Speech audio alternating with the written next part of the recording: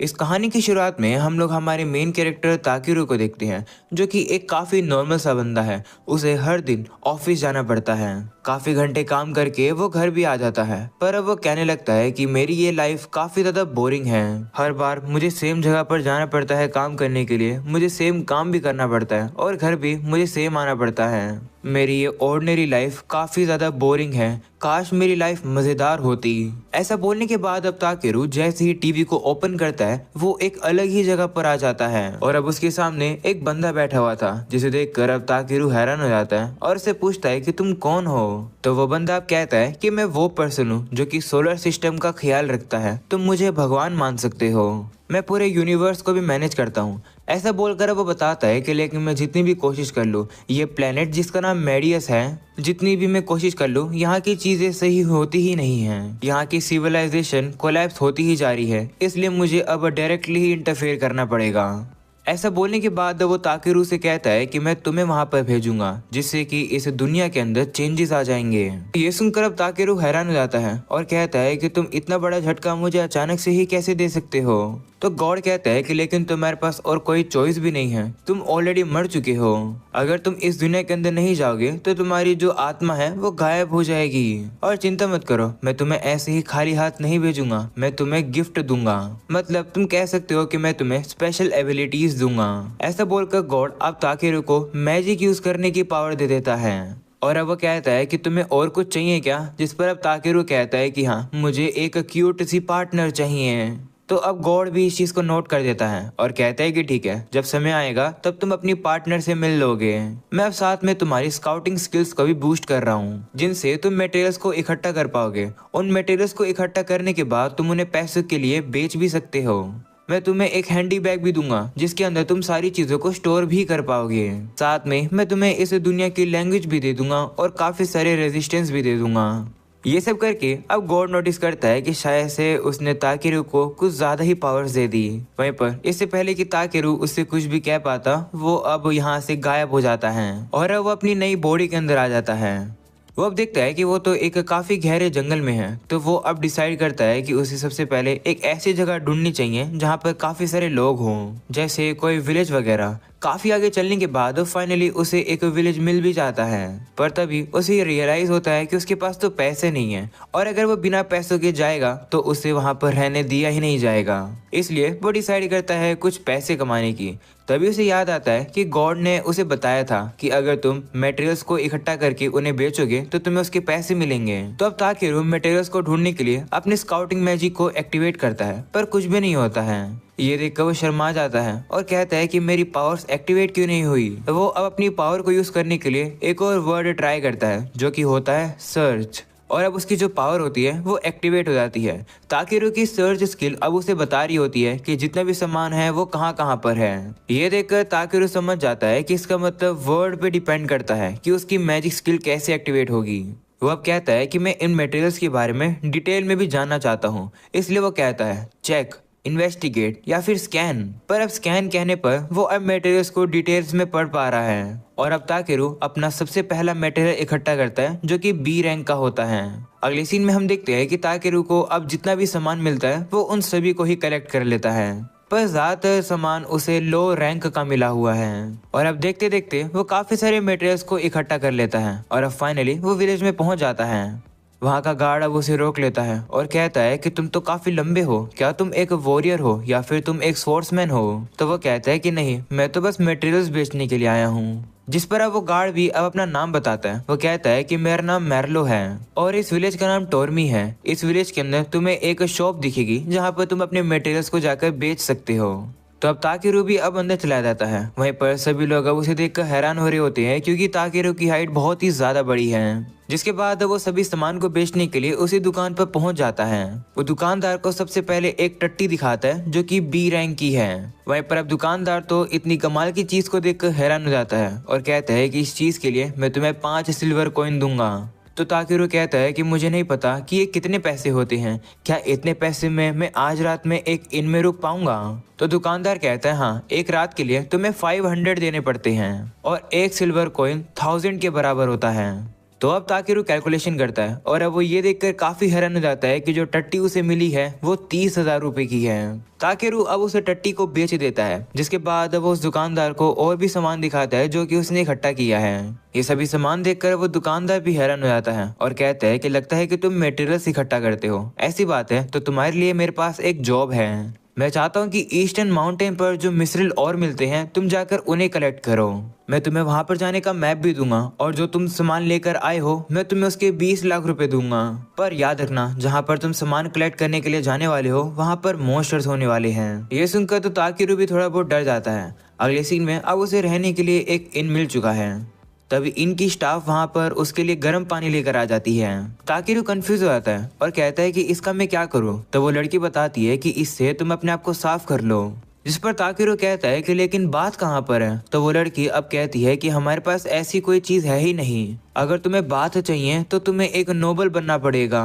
ये सुनकर अब ताकेरू काफी डिप्रेस हो जाता है कि उसे यहाँ पर बात नहीं मिलेगी। वो काफी थका हुआ है इसलिए उसे बात चाहिए। पर अब वो लड़की बताती है कि मैंने सुना है कि कुछ मैजिस हैं जो कि मैजिक का यूज करके दूसरे लोगों को साफ कर देते हैं, पर इस विलेज में वो लोग नहीं हैं। तो अब ताकेरू के दिमाग में एक आइडिया आ जाता है और वो वहां से उस लड़की को भेज देता है और अब वो ट्राई करता है मैजिक को यूज करने की। वो कहता है क्लीन और अब उसका मैजिक एक्टिवेट हो जाता है, जिसकी वजह से पानी अब उसे अच्छे तरीके से साफ कर देता है। अगले दिन अब ताकेरू अपनी एक्सप्लोरेशन को फिर से कंटिन्यू करता है, पर अब उसे एक जगह पर एक मरा हुआ स्केलेटन मिलता है। ये स्केलेटन किसी सिक्योरिटी गार्ड का है। ताकेरू देखकर सोचता है कि शायद यहाँ पर लड़ाई करने के बाद ये मर गया होगा। तभी ताकेरू को उसके पास से एक फैमिली चार्म मिलता है, जिसके अंदर एक लेटर भी होता है। ये लेटर उस सिक्योरिटी गार्ड की बहन का था।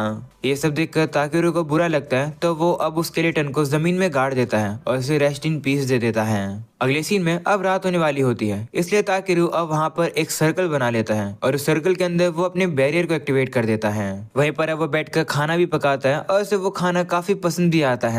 जिसके बाद अब ताकेरू व्हाइट ट्री के फॉरेस्ट में आ जाता है। इस फॉरेस्ट को फॉरेस्ट ऑफ एंशिएंट ड्रैगन्स भी कहा जाता है। ये एक डेंजर जोन भी है जहाँ पर मॉन्स्टर्स हमला कर देते हैं। ताकेरू वहाँ पर अब काफी सारे मटेरियल्स को इकट्ठा करता है। वो जोश जोश में अब आगे दौड़कर जा रहा होता है, पर अब वो जाकर एक खाई में गिर जाता है। ये देखकर अब वो बहुत ही डर जाता है, पर वो फ्लाई यूज करने लगता है, जिसकी वजह से अब उसकी लैंडिंग सेफली हो जाती है।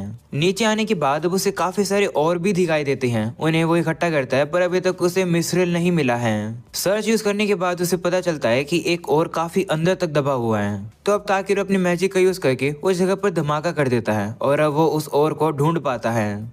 इसके बाद अब वो और भी काफी सारे और को इकट्ठा करने के लिए आगे बढ़ता है, पर अब अचानक से उसे एक ऐसा पानी मिलता है जो कि ग्लो कर रहा था। स्कैन करने पर उसे पता चलता है कि ये तो मैजिक वाटर है, वो भी एंशिएंट ड्रैगन के घर का, और इसकी रैंक SS है। ताकेरू अब यहाँ पर इस पानी को इकट्ठा करने की सोचता है। वो उस पानी को इकट्ठा कर ही रहा होता है, पर तभी अचानक से उसके सामने एक काफी बड़ा ड्रैगन आ जाता है। वह उसे कहने लगता है कि तुम कौन हो, तुम्हारी हिम्मत कैसे हुई मेरी नींद खराब करने की। इतने बड़े ड्रैगन को भी देखकर ताकेरू डरता नहीं है। वो सीधा उसे कहता है कि माफ करना, तुम्हारी बिना परमिशन के मैं यहाँ आ गया। ये देखकर तो वो ड्रैगन भी हैरान हो जाता है। वो उससे पूछता है कि तुम कौन हो, जिस पर वो बताता है कि मैं ताकेरू हूँ और मैं एक इंसान हूँ। जिस पर वो कहता है क्या तुम एक इंसान हो, लेकिन तुम्हारे अंदर से तो मुझे काफी ज्यादा मैजिक पावर सेंस हो रही है। तुम जो कोई भी हो, तुम्हारा मैजिक मेरे बराबर का ही ताकतवर है। ये सुनकर अब ताकेरू कहता है कि क्या तुम एंशिएंट ड्रैगन हो, जिस पर वो कहता है कि हाँ मेरा नाम वोल्डियस है। ऐसा बोलकर वो कहता है कि मैं तुम्हारी ताकत देखना चाहता हूँ, तुम्हारी ताकत से शायद मैं अपने बच्चे को रिवाइव कर पाऊंगा। यहाँ पर जितना ही माना है उसकी वजह से जो अंडा है वो हैच नहीं हो रहा है। अगर तुम मेरी मदद करोगे तो मैं तुम्हें ये मैजिक मिसरिल और दूंगा। ऐसा बोलकर अब वो ताकेरू को वो अंडा दे देता है, जिसे देखकर वो कंफ्यूज हो जाता है और कहते हैं कि आखिर मैं इसका करूँ क्या। तो वोल्डियस कहता है कि इसके अंदर अपना मैजिक डालो। तो वो भी मान जाता है और अब वो उस अंडे के अंदर अपना मैजिक डालने लगता है, पर अब देखते देखते वो अंडा अब ताकेरू के काफी ज्यादा माना को खींचने लगता है। इस वजह से अब ताकेरू काफी बड़ी परेशानी में आ जाता है। पर अब ये सब कुछ देखकर वोल्डियस तो हंस रहा होता है। ये देखकर ताकेरू और भी घबरा जाता है। उसे लगने लगता है कि क्या वो मर जाएगा। वो सोचता है कि मैं मरना नहीं चाहता हूँ, मुझे काफी सारी और जगहों को देखना है। और अब ताकेरू देखता है कि वो अचानक से एक अलग ही जगह पर आ चुका है और अब उसके सामने एक गॉड होता है, पर वो अलग दिख रहा है। वो बंदा अब ताकेरू से कहता है कि तुम तो काफी केयरलेस हो। नॉर्मली जब लोगों के सामने ड्रैगन आते हैं तो लोग या तो बेहोश हो जाते हैं या फिर अपनी जान बचाने के लिए भाग जाते हैं, पर तुमने ऐसा नहीं किया। ऐसे करके तुमने इस दुनिया के लॉस को ही बदल दिया। मैं इस दुनिया के अंदर हजारों सालों से कोशिश कर रहा था बदलाव लाने की, पर तुम तो इस दुनिया के अंदर काफी जल्दी बदलाव लेकर आ गए। लगता है कि उस गॉड ने तुम्हें कमाल की ब्लेसिंग्स दे दी हैं। ऐसा बोलकर वो कहता है कि तुमने एक क्यूट पार्टनर मांगी थी ना, तुम्हें वो काफी जल्द मिलने वाली है, पर वो तुम्हारे लिए काफी बड़ी एक परेशानी भी होगी। अगले सीन में अब ताकेरू को होश आ जाता है और अब वो देखता है कि वो जो अंडा है वो हैच हो गया है और अब उसमें से जो बेबी ड्रैगन निकलता है वो ताकेरू को आकर गले लगाने लगता है। वोल्डेस अब ताकेरू को उस बच्चे का नाम रखने के लिए कहता है, तो वो भी थोड़ा सोचता है और अब वो उसका नाम बी रख देता है। बी को भी ये नाम काफी पसंद आता है। वोल्डेस भी अब बी से कहता है कि तुम्हारा ये नाम सही रहेगा, जाओ जाकर अब पूरी दुनिया घूमो। जिसके बाद बी अब ताकेरू की पार्टी को ज्वाइन कर लेता है। ये देखकर ताकेरू हैरान हो जाता है। वो वोल्डेस से कहता है कि तुम इसे मेरे साथ क्यों भेज रहे हो, ये तुम्हारा बेटा है, तुम मुझे जानते भी नहीं हो, तुम मेरे साथ इसे कैसे भेज सकते हो। तो वोल्डेस कहता है कि मैं तुम पर विश्वास कर सकता हूँ क्योंकि तुम्हारी पावर मुझसे भी काफी ग्रेट है। ऐसा बोलकर अब वो ताकेरू के बैग में कुछ कर देता है और वहां से चला जाता है। जिसके बाद अब बी भी अब ताकेरू को वही मिसाइल और दे देता है। वह अब उसे कहता है कि क्या तुम मेरी इस जर्नी को ज्वाइन करोगे जहां पर मैं मटेरियल्स को इकट्ठा करूंगा। बीबी कहता है हाँ। ये सुनकर अब ताकेरू कहता है ठीक है, पर उससे पहले तुम्हें साफ कर देते हैं। जिसके बाद अब ताकेरू अपने मैजिक का यूज करके उसे भी साफ कर देता है। अगले सीन में वो लोग अब इस गुफा से बाहर निकल जाते हैं। ताकेरू अब ये नोटिस करता है कि रात होने वाली है, इसलिए वो अब यहीं पर ही कैंप करने का डिसाइड करता है। हम लोग को अब पता चलता है कि वोल्डेस ने ताकेरू को बैग को उस अंडरग्राउंड लेक से कनेक्ट कर दिया है और अब अपने बैग में से वही पानी निकालकर बी को पिला देता है। ग्रोथ के लिए बी को ये पानी पीना जरूरी है। वहीं पर बी के कहने पर ताकेरू भी उस पानी को पीता है। जिसके बाद वो बताने लगता है कि उसने दुकान से एक एनसाइक्लोपीडिया खरीदी थी। उसमें उसे पता चला था कि जो मैजिक स्टोन है वो काफी कीमती होते हैं, पर हम लोग अब देखते हैं कि ताकेरू तो मैजिक स्टोन को अपने हाथों से ही क्रिएट कर सकता है। जिसके बाद अब ताकेरू वही खाना बनाता है जो कि उसने पहले भी बनाया था। बी भी उसे टेस्ट करता है और उसे भी वो बहुत ही अच्छा लगता है। वो अब खुश होकर ताकेरू को गले लगा लेता है। तभी ताकेरू अब उसके स्टैट्स को पढ़ता है। उसे पता चलता है कि जो बी है वो बी रैंक का है और उसके पास काफी सारे स्किल्स हैं। ताकेरू कहता है कि लेकिन ये अभी भी एक बच्चा है और एक बच्चे को अच्छी सी चीजें सिखाई जाती है। वो कहता है कि भले ही तुम मुझसे ताकतवर हो, पर फिर भी तुम कोई भी रेकलेस चीज नहीं करोगे। इसके बाद अब अगले दिन वो लोग अपनी जर्नी को फिर से कंटिन्यू करते हैं। ताकेरू अब उसी फॉरेस्ट के अंदर आ जाता है जिसमें वो रात में भी आया था, पर अब ये फॉरेस्ट इतना डरावना नहीं लग रहा है जितना ये रात में लग रहा था। वो अब यहाँ पर मटेरियल्स को इकट्ठा कर रहा था, पर तभी अचानक से बी अब काफी डर के उसके पीछे आकर छिप जाता है। ऐसा इसलिए क्योंकि सामने काफी सारे मॉन्स्टर्स होते हैं। ताकेरू भी उन लोगों से लड़ने के लिए तैयार हो जाता है, पर अचानक से उन लोग के पीछे एक रॉक फैल्कन आ जाता है जो कि सी रैंक का होता है। ताकेरू अब वहाँ पर एक बैरियर लगा देता है और अब वो उसके ऊपर आइस से हमला करता है। इससे वो उस फैल्कन को काफी इजीली मार गिराता है। जिसके बाद वहाँ झाड़ियों में से अब वही मॉन्स्टर्स बाहर आ जाते हैं जो कि पता चलता है कि वो तो सरपेंट वुल्फ है, वो भी सी रैंक के हैं। उनकी हमला करने पर ताकेरू अपनी बॉडी को हल्का कर लेता है और अब वो उनके अटैक से बच जाता है। फिर अब वो अपनी बॉडी को काफी हार्ड कर लेता है और इजीली से सभी को हरा देता है। और अब ताकेरू जाकर सभी लोगों के मीट को इकट्ठा करने लगता है, पर अब वो लोग देखते हैं कि सामने तो और भी काफी सारे मॉन्स्टर्स हैं, जो देखकर भी अब ताकेरू को उड़ाने की कोशिश करता है, पर वो अच्छे से उड़ नहीं पा रहे होते हैं। इसलिए ताकेरू अपने वेट को हल्का कर लेता है। इस वजह से वो लोग अब एकदम से काफी ऊपर आ जाते हैं और अब भी अचानक से ही उसे छोड़ देता है, जिसकी वजह से ताकेरू अब नीचे आकर गिरता है। ताकेरू अब नोटिस करता है कि ये लोग तो उसी जगह पर आ चुके हैं जहाँ पर कल उन लोगों ने कैंपिंग करी थी। इसका मतलब अब विलेज में वापस जाना उन लोगों के लिए इजी हो गया है। वो लोग अब विलेज की तरफ ही जा रहे हैं, जहाँ पर अब ताकेरू के हाथ में एक पेड़ की डंडी होती है। तो अब बी पूछने लगता है कि ये क्या है, तो वो बताता है कि ये मेरे बैग में था, ये फेमस ट्री यग्drasil का एक ब्रांच है। तो बी अब उसके अंदर अपना थोड़ा सा माना डाल देता है, जिसकी वजह से वो जो ब्रांच होती है वो अब एक छड़ी में बदल जाती है। तभी अचानक से बी को एक आवाज आने लगती है और वो फॉरेस्ट के अंदर चला जाता है। ताकेरू भी अब उसी जगह पर आ जाता है जहाँ पर बी उसे लेकर आता है, पर अब वो देखता है कि यहाँ पर तो एक एल्फ बैठी हुई थी, जिसे देखकर ताकेरू कहता है कि क्या इसके ऊपर मॉन्स्टर्स ने हमला किया है। तो वो लड़की कहती है नहीं, मैंने 3 दिनों से कुछ खाना नहीं खाया। मुझे पानी पीना है। तो ताकेरू अब उसे पानी दे देता है, पर अब उसे फिर से भूख लग रही होती है। तो अब ताकेरू को याद आता है कि इन कीपर ने उसके लिए एक लंच पैक किया था। तो ताकेरू अब उसे वही दे देता है और उसे अब वो लंच काफी ही ज्यादा पसंद आता है। उसे ठीक देखकर अब ताकेरू कहता है कि एक बात बताओ, विलेज यहाँ से इतना भी दूर नहीं है, तो तुम यहाँ पर खाने की बिना कैसे हो? जिस पर वो लड़की कहती है कि मैं जल्दी में थी। तो ताकेरू कहता है कि भले ही तुम जल्दी में थी, फिर भी कम से कम नॉर्मल राशन तो पैक कर लेती। ये तो कॉमन सेंस है। जो सुनकर अब वो एल्फ थोड़ी सी गुस्सा होने लगती है। वो अब अपना कारण बताने वाली होती है, पर अब ताकेरू को उसमें से काफी बदबू आने लगती है, जो देखकर अब वो एल्फ भी गुस्से में आ जाती है और कहती है ठीक है, ऐसी बात है तो मैं जा रही हूँ, वैसे भी मैं जल्दी में हूँ। ऐसा बोलने के बाद वो भागकर वहाँ से चली जाती है। अगले सीन में ताकेरू अब फॉरेस्ट में से और भी मटेरियल्स को इकट्ठा करके अब फॉरेस्ट के बाहर आ जाता है। तभी वहाँ पर अब रोड पर उसे एक घोड़ा गाड़ी आती हुई दिखती है। वो लोग अब ताकेरू को वहाँ देखकर हैरान हो जाते हैं और कहते हैं कि तुम कहाँ जा रहे हो? तो वो कहता है कि मैं टॉर्मी विलेज में जा रहा हूँ। जो सुनकर वो कहते हैं कि पैरों पर इतनी दूर जाना तो काफी मुश्किल है, क्या तुम एक मेज हो? तो वो कहता है नहीं नहीं, मैं तो बस मटेरियल्स को कलेक्ट करता हूँ और उन्हें बेचता हूँ। जिस पर वो बंदा कहता है कि ये तो काफी रेयर है, वैसे अगर तुम टॉर्मी विलेज में जा रहे हो तो हमारे साथ चलो, हम भी वहीं जा रहे हैं। तो वो भी मान जाता है और वो भी आकर बैठ जाता है। वो वहाँ पर देखता है कि कैरेज में दो बच्चे होते हैं जो कि उसके काफी अच्छे से दोस्त बन जाते हैं। ताकेरू अब उनसे पूछने लगता है कि तुम लोगों ने मेरी मदद क्यों करी? क्या पता अगर मैं कोई गुंडा होता तो तब तुम लोग क्या करते हैं? तो वो लोग कहते हैं कि अगर तुम गुंडे होते तो हमें पता चल जाता, क्योंकि हमारे पास एक ऐसा आइटम है जो कि हमें बता देता है कि खतरा आसपास है। उस आइटम को देखकर ताकेरू सोचता है कि ऐसा आइटम तो मुझे भी बनाना चाहिए। वो अब अपने आप को इंट्रोड्यूस करता है, तो वो लोग भी अपने आप को इंट्रोड्यूस करते हैं। वो लेडी बताती है कि मेरा नाम एलिजा है और इस लड़की का नाम है यूनन और इस लड़के का नाम है केन और उस बंदे का नाम है पोरन। तभी अचानक से उन लोगों को अब बी की भी आवाज सुनाई देती है, जो सुनकर यूनन कहती है कि हमें दिखाओ कि ये क्या है। तो ताकेरू कहता है कि मैं श्योर नहीं हूँ कि मुझे ये तुम्हें ये दिखाना चाहिए, क्योंकि ये मॉन्स्टर काफी ज्यादा रेयर है। जिस पर एलिजा कहती है कि ऐसा कुछ नहीं है, मॉन्स्टर्स इतने रेयर नहीं होते हैं, एडवेंचरर्स उन्हें अपने साथ ही रखते हैं। तो ताकेरू भी मान जाता है और अब उन लोग को बी को दिखाता है। वो बताता है कि ये ब्लैक ड्रैगन का बच्चा है, पर अब उन लोग को ये नहीं बताता है कि ये एंशिएंट ड्रैगन का बच्चा है। वहीं पर अब वो लोग हैरान होकर कहते हैं कि ये एक ड्रैगन है, तो क्या इसका मतलब तुम एक ड्रैगन नाइट हो? तो वो कहता है नहीं, मुझे तो बस ये ड्रैगन का अंडा मिला था।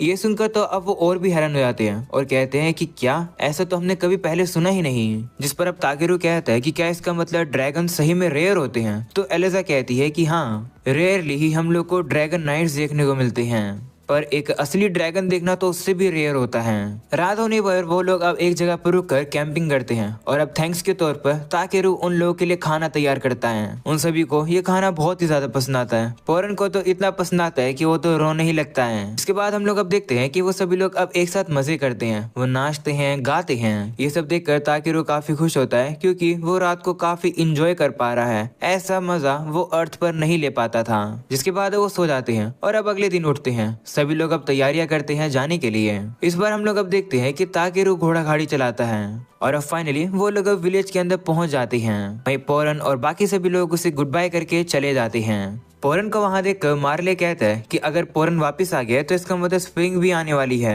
स्प्रिंग किसी लड़की का नाम नहीं है, मैं यहाँ पर मौसम की बात कर रहा हूँ। वहीं पर अब ताकेरू से पूछने लगता है कि पोरन आखिर करता क्या है? तो वो बताता है कि विंटर्स में वो गर्म जगहों पर जाता है और वहाँ पर पैसे कमाने के लिए वो वीविंग करता है, यानी कि कपड़े बनाता है। इसके बाद अब ताकेरू अब वही दुकान पर आ जाता है जहाँ पर जेरोमी अब ताकेरू के सारे सामान को चेक करता है। ताकेरू वहीं पर उसे मिस्रिल और के साथ साथ मिस्रिल मैजिक और भी दिखाता है। वो भी ये देखकर हैरान हो जाता है और कहता है कि तुम्हें आखिर ये कहाँ से मिला? इनके बारे में तो सिर्फ कहानियों में ही लिखा होता है। ये इतने ज्यादा कीमती होते हैं कि इनके सिर्फ कुछ ही टुकड़े मैजिक स्टोन को बदल सकते हैं पूरे किंगडम के अंदर। ताकेरू भी ये सुनकर इतना हैरान हो जाता है कि ये जो और हैं ये इतने पावरफुल होते हैं। वो कहता है कि मुझे तो बस ये ऐसे ही मिल गए। वहीं पर अब जेरोमी कहता है कि तुम्हें तो इस दुनिया की कॉमन सेंस के बारे में बिल्कुल भी नहीं पता है। बेहतर रहेगा कि तुम बेलकाउन में चले जाओ। वो एक सिटी है जो कि इस विलेज से काफी बड़ी है। वहाँ पर तुम्हें एडवेंचरर गिल्ड भी मिलेगी और वहाँ पर तुम्हें काफी ज्यादा इन्फॉर्मेशन भी मिल जाएगी। तुम्हें समझ आ जाएगा कि आखिर ये दुनिया काम कैसी करती है। तुम वहाँ पर अपने मटेरियल्स को भी बेच सकते हो। तो ताकेरू भी अब उसकी बात मान जाता है। अगले सीन में वो अपने रूम में आकर अब गिल्ड के बारे में जानने लगता है कि आखिर ये गिल्ड होती क्या है। गिल्ड के बारे में काफी सारी चीजें पता लगाने के बाद अब ताकेरू कहता है कि मैं काफी लकी हूँ कि मैं इस दुनिया में आया हूँ। मैं इस दुनिया के अंदर ट्रैवल करना चाहता हूँ और ऐसी चीजें देखना चाहता हूँ जो कि मैंने आज से पहले कभी नहीं देखी। तो अगर मैं एक एडवेंचरर बनूंगा तो मैं पैसे भी कमा पाऊंगा और साथ में ही ट्रैवलिंग भी कर पाऊंगा। वो अब डिसाइड कर लेता है कि वो अब बेलकाइम में जाकर गिल्ड को ज्वाइन करेगा, पर अभी भी मुझे इस विलेज के अंदर काफी सारी चीजें करनी है तो मैं बाद में वहां जाऊंगा। जिसके बाद वो आकर उस फैल्कन को कटवा देता है और अब उससे जितना भी खाना मिलता है वो पूरे विलेज में बांट देता है और इसी तरीके से वहां पर एक पार्टी मन रही होती है। इसी तरीके से पार्टी करने के बाद वही लड़की जो कि उस फैल्कन को काट देती है वो उस फैल्कन की बोन से सुपर स्टॉक पाउडर बना देती है। वो लेडी अब कहने लगती है कि जब तुम कल चले जाओगे तब तुम्हारे बिना काफी सूना सूना लगेगा। विलेजर्स भी चाहते हैं कि तुम थोड़े समय के लिए और रुको, जिस पर अब ताकेरू कहता है कि माफ करना, पर बाहर की दुनिया में ऐसी काफी सारी चीजें हैं जो कि मैं देखना चाहता हूँ। तो वह कहती है ठीक है, पर अब अपने साथ ये रखो। ऐसा बोलने के बाद वो उसे लंच दे देती है। वो उसे काफी सारा लंच दे देती है क्योंकि बेलकाइम में पहुंचने में उसे पूरा 1 महीना लगेगा। अगले सीन में अब ताकेरू अपने रूम में आ जाता है। उसे पता चलता है कि जेरोमी इस मैजिकल मिथ्रिल ओर को खरीदेगा नहीं क्योंकि ये बहुत ही ज्यादा कीमती है। ताकेरू सोचता है कि शायद मुझे इसे किसी तरीके से यूज कर लेना चाहिए। वो कहता है कि इस विलेज ने मेरी काफी मदद करी है तो मैं इस ओर को किसी ऐसी चीज में बदल देता हूँ जिससे इस विलेज का फायदा होगा। वो अब उस लालटेन की तरफ देखकर सोचता है कि क्या मैं इसे इस ओर के साथ कंबाइन कर सकता हूँ। वो अब इस चीज को करने का ट्राई करता है और अब वो चीज परफेक्टली बन जाती है। लाइट भी अब ये देखकर काफी खुश होता है कि जो चीज वो बनाना चाहता था वो बन गई है। और अब अगले सीन में हम देखते हैं कि ताकेरू के अब जाने का समय हो चुका है। सभी लोग अब उसे गुड बाय करने के लिए आए हुए हैं। तभी वो उसी मैजिक टूल को मार्लो को दे देता है और कहता है कि इसे मैंने बनाया है। ये आइटम विलेज के चारों ओर एक बैरियर लगा देगा। इससे कोई भी मोस्टर या फिर कोई गुंडा इस विलेज में एंटर नहीं कर पाएगा। ये सुनकर वो हैरान हो जाता है और कहता है कि क्या तुम श्योर हो कि तुम हमें इतनी कीमती चीज देना चाहते हो। तो ताकेरू कहता है कि हाँ, ये मेरा एक शुक्रिया कहने का तरीका है। मैं चाहता हूँ कि जब मैं वापस आऊंगा तब तक तुम लोग सेफ रहोगे। तभी जेरोमी को अब पता चल जाता है कि ताकेरू ने इस आइटम को बनाने के लिए उसी मैजिकल मिसरिल और को यूज किया है। वो इसके बारे में ताकेरू से बात करने वाला था पर अब ताकेरू तो वहाँ से भाग ही जाता है। ताकेरू अब बेलकाइम की तरफ जा ही रहा होता है पर रास्ते में अब उसे एक काफी बड़ा क्रैब दिखाई देता है जिसकी रैंक C है और इस क्रैब को खाया भी जा सकता है। जैसे ताकेरू ये बात सुनता है वो अब इस क्रैब को हराने के लिए तैयार हो जाता है। वो अब लड़ने के लिए जाने वाला था पर तभी बी हमला करके उस क्रैब को बेहोश कर देता है। पर अब वहाँ पर और भी 2 क्रैब आ जाते हैं लेकिन अब वो इजीली उन सभी को हरा देते हैं। जिसके बाद अब रात भी हो जाती है। वो लोग अब वहीं पर कैंपिंग करते हैं और उन्हें क्रैब को पकाकर खा लेते हैं। और अब काफी ज्यादा ट्रैवल करने के बाद वो लोग अब फाइनली कमर्शियल सिटी ऑफ बेलकाइम यानी कि किंगडम ऑफ एल्जेरियो में पहुंच जाते हैं। स्कैन करने पर ताकेरू को ये भी पता चलता है कि यहाँ पर कॉन्टिनेंट का सबसे बिगेस्ट गिल्ड है। पर अब सिटी में एंटर करने से पहले इंस्पेक्शन हो रहा होता है। जो चेकिंग कर रहे होते हैं वो अब ताकेरू से कहते हैं कि तुम एक गैदरर हो, ये तो काफी रेयर बात है, क्या तुम यहाँ पर बेलकाइम में सामान बेचने आए हो। तो ताकेरू कहता है नहीं, जरा मैं गिल्ड ज्वाइन करना चाहता हूँ। तो वो बंदा भी मान जाता है पर वो कहता है कि लेकिन सबसे पहले मुझे तुम्हारे ऊपर एवरास करना होगा। एवरास एक मैजिक होता है जिससे ये पता चलता है कि तुम अच्छे बंदे हो या फिर कोई गुंडे वगैरह हो। वो अब ताकेरू को चेक करता है पर उसे कुछ भी नहीं मिलता है। ये देखकर अब ताकेरू सोचने लगता है कि क्या दूसरे लोग मेरे स्टैट्स को देख सकते हैं, क्या स्कैन करके मैं देख सकता हूँ कि आखिर ये बंदा क्या देख पा रहा है। तो ताकेरू अब स्कैन करता है और अब उसे अपने ही स्टैट्स के बारे में पता चलता है पर अब वो काफी नॉर्मल दिख रहे होते हैं। जो देखकर ताकेरू सोचता है कि शायद से गॉड ने जो मुझे एक्स्ट्रा स्किल दी है वो दूसरे लोग नहीं देख सकते हैं। पर तभी अब वो बंदा कहता है कि लेकिन तुम्हारे अंदर ये ब्लेसिंग ऑफ ड्रैगन क्यों दिखा रहा है। तो ताकेरू अब उन लोगों को भी दिखाता है और कहता है कि इस वजह से क्योंकि मेरे पास एक ड्रैगन है, ये मेरा पार्टनर है। जिस पर वो बंदा कहता है कि क्या तुम प्रूव कर सकते हो कि ये तुम्हारा ही है। तो अब ताकेरू अब उसके ऊपर एक चाम पहना देता है जो कि विलेज के बच्चों ने उसे दिया था। ये देखकर अब बीबी काफी ज्यादा खुश हो जाता है। वहीं पर वो बंदा कहता है कि ठीक है, मैं मेयर को बता दूंगा कि सिटी के अंदर एक ड्रैगन आया है। जिसके बाद वो लोग अब उसे गिल्ड का रास्ता बता देते हैं और बेलकाइम में वो उसका स्वागत करते हैं। अंदर आने के बाद अब ताकेरू काफी एक्साइटेड हो जाता है क्योंकि अब उसे यहाँ पर काफी ज्यादा अलग अलग तरीके के लोग देखने को मिल रहे हैं। जिसके बाद वो रजिस्ट्रेशन करने के लिए सीधा गिल्ड के अंदर आ जाता है और अब रिसेप्शनिस्ट उसका स्वागत करती है। वो बताती है कि इस गिल्ड का नाम है यूरोपा और इस रिसेप्शनिस्ट का नाम है आरियाना। वो अब ताकेरू से फॉर्म फिल करने के लिए कहती है। तो ताकेरू भी फॉर्म फिल कर देता है और लिख देता है कि वो एक मटेरियल गैदरर है। आरियाना अब उसे पूछने लगती है कि क्या तुम्हारे पास कोई लड़ने का एक्सपीरियंस है। तो ताकेरू कहता है कि हाँ, थोड़ा सा। जैसे मैंने एक बड़े से बर्ड को हराया और ऐसे वुल्फ को हराया जिनकी पूंछ पर सांप था और एक क्रैब को भी हराया। तो अरियाना कहती है कि क्या तुम्हारे पास इस चीज का प्रूफ है। तो वो कहता है हाँ। ऐसा बोलने के बाद वो सीधा उस क्रैब को ही अपने बैग से बाहर निकाल देता है।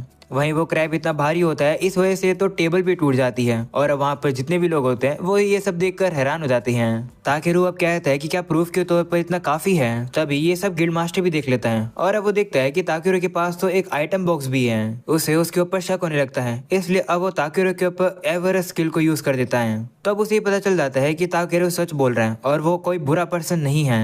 वो अब ताकेरू से पूछता है कि क्या तुम्हारी पार्टी के अंदर और भी कोई मेंबर है जिनके साथ तुम रजिस्ट्रेशन करना चाहते हो। तो वो कहता है कि हाँ, बी है मेरा पार्टनर। ये देखकर वो सभी हैरान हो जाते हैं कि ताकेरू जो कि एक गैदरर है, उसके पास एक पार्टनर है जो कि एक ड्रैगन है। वहीं पर अब जितने भी एडवेंचर्स होते हैं वो सोचने लगते हैं कि अगर ताकेरू हमारी पार्टी के अंदर आ जाएगा तो हम लोगों का काफी फायदा हो जाएगा।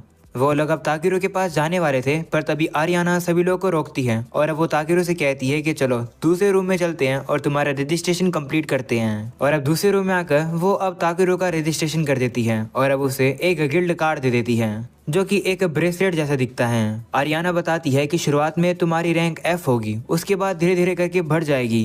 अगले सीन में ताकेरू अब उसी मरे हुए सोल्जर के घर पर आ जाता है जो कि उसे जंगल में मिला था। हमें पता चलता है कि ताकेरू ने इस विलेज में आने से पहले उन्हीं गार्ड से पूछ लिया था इस बंदे के घर के बारे में। उसे ये भी पता चलता है कि वो जो सोल्जर था वो काम इसलिए करता था जिससे कि वो अपने पापा के लिए दवाइयाँ खरीद सके। ताकेरू भी अब देखता है कि उसके फादर तो सही में बीमार है। ये देखकर अब उसके दिमाग में एक आइडिया आता है, जिसके बाद हमें कुछ और समय बाद का सीन दिखाया जाता है जहां पर ताकेरू गिल्ड में एक क्लाइंट को काफी अच्छे मटेरियल ढूंढ कर लाकर दे देता है। तभी आरियाना भी वहां आ जाती है। वो ताकेरू को बताती है कि तुम्हारे लिए काफी सारी जॉब्स आई हैं, जिस पर अब वो सोचता है कि वो सारी जॉब्स को तो नहीं ले पाएगा, इसलिए वो कुछ ही जॉब्स को ले लेता है। जिसके बाद वो हॉट स्प्रिंग में आ जाता है। वो अब याद करता है कि बेलकाइम में आए हुए उसे 1.5 महीना पूरा हो चुका है। जब वो पहली बार यहाँ आया था तो यहाँ का बात काफी बेकार था, तो वो अपनी क्लीन वाली पावर का यूज करके पानी को साफ कर देता है। और अब इसी के साथ अब वो गर्म पानी में मजे कर रहा होता है और अपनी सारी थकान हटा रहा होता है। तभी वहाँ पर क्ले नाम का बंदा आ जाता है जो कि रेयरली ही यहाँ पर नहाने के लिए आता है।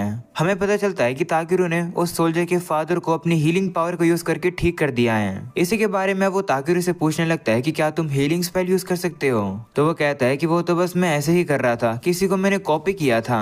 जिस पर अब क्ले कहता है कि अभी तक तुम्हें नोटिस मिल चुका है कि तुम अपनी रैंक बढ़ा सकते हो, तो तुम अपनी रैंक क्यों नहीं बढ़ा रहे हो। जिस पर वो कहता है कि ऐसा इसलिए क्योंकि मैं नहीं चाहता हूँ कि मेरे पास ज्यादा अटेंशन आए। अगले सीन में गिल्ड में अब वही बंदा अब ताकेरू को उसकी जॉब को कंप्लीट करने का रिवॉर्ड दे देता है और कहता है कि तुम अब अपनी रैंक को बढ़वा सकते हो तो बढ़वा लो ना, इससे हमारा भी फायदा होगा। वहीं ताकेरू उसे मना कर देता है क्योंकि उसे लो रैंक की जॉब्स को पूरा करने में ही मजा आता है और उसके ऊपर ऐसे करने से ज्यादा टेंशन भी नहीं आएगा। वो दरअसल शांति से अपनी लाइफ को जीना चाहता है, पर तभी अचानक से एक बंदा आकर वहां पर बताता है कि गॉब्लिन्स हमला कर रहे हैं। तो अब अगले सीन में हम देखते हैं कि सभी एडवेंचरर्स अब उनसे लड़ने के लिए तैयार हो जाते हैं।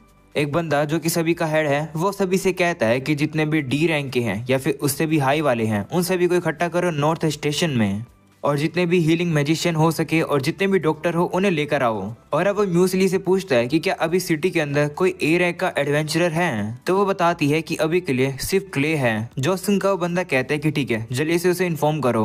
वहीं ये सब कुछ अब देखकर ताकेरू सोचता है कि मेरी तो रैंक अभी तक F ही है, तो मेरा तो यहाँ पर कोई भी लेने देना नहीं है, मैं चलता हूँ यहाँ से। ऐसे बोलकर अब वो जा रहा होता है, पर तभी अब वही बंदा उसे रोक लेता है और कहता है कि तुम भी हमारे साथ चल रहे हो। तो अब ना चाहते हुए भी ताकेरू को उसकी बात माननी पड़ती है। अगले सीन में वही बंदा अब सभी लोगों को इकट्ठा करता है और अब सभी को बताता है कि जो साउथ वेस्ट स्टैवलो प्लेन्स है वो फ्रंट लाइन होने वाली है। वहीं से वो जो गॉब्लिन्स हैं वो बेलकाइम की तरफ आएंगे, उन लोग को ब्रिज पार मत करने देना। जिस पर सभी एडवेंचरर्स अब जोश में कहते हैं कि हाँ। उन सभी को इतना जोश में देखकर ताकेरू सोचता है कि इन सभी लोगों में तो काफी जोश है, मैं इनको कभी भी कीप अप नहीं कर पाऊंगा। उसे इतना डरा हुआ देखकर कुछ एडवेंचरर उससे कहते हैं कि तुम्हारी F रैंक है ना, कोशिश करना कि तुम हमारे रास्ते के बीच में ना आओ। ऐसा बोलकर अब वो उसका मजाक उड़ाने लगते हैं। पर तभी अब वही बंदा वहां पर आ जाता है। वो अब ताकेरू से कहता है कि तुम वही गैदरर हो ना जिसके बारे में मैं काफी सुन रहा हूँ। मैंने तुम्हारे बारे में गिल्ड मास्टर से काफी अच्छी बातें सुनी हैं।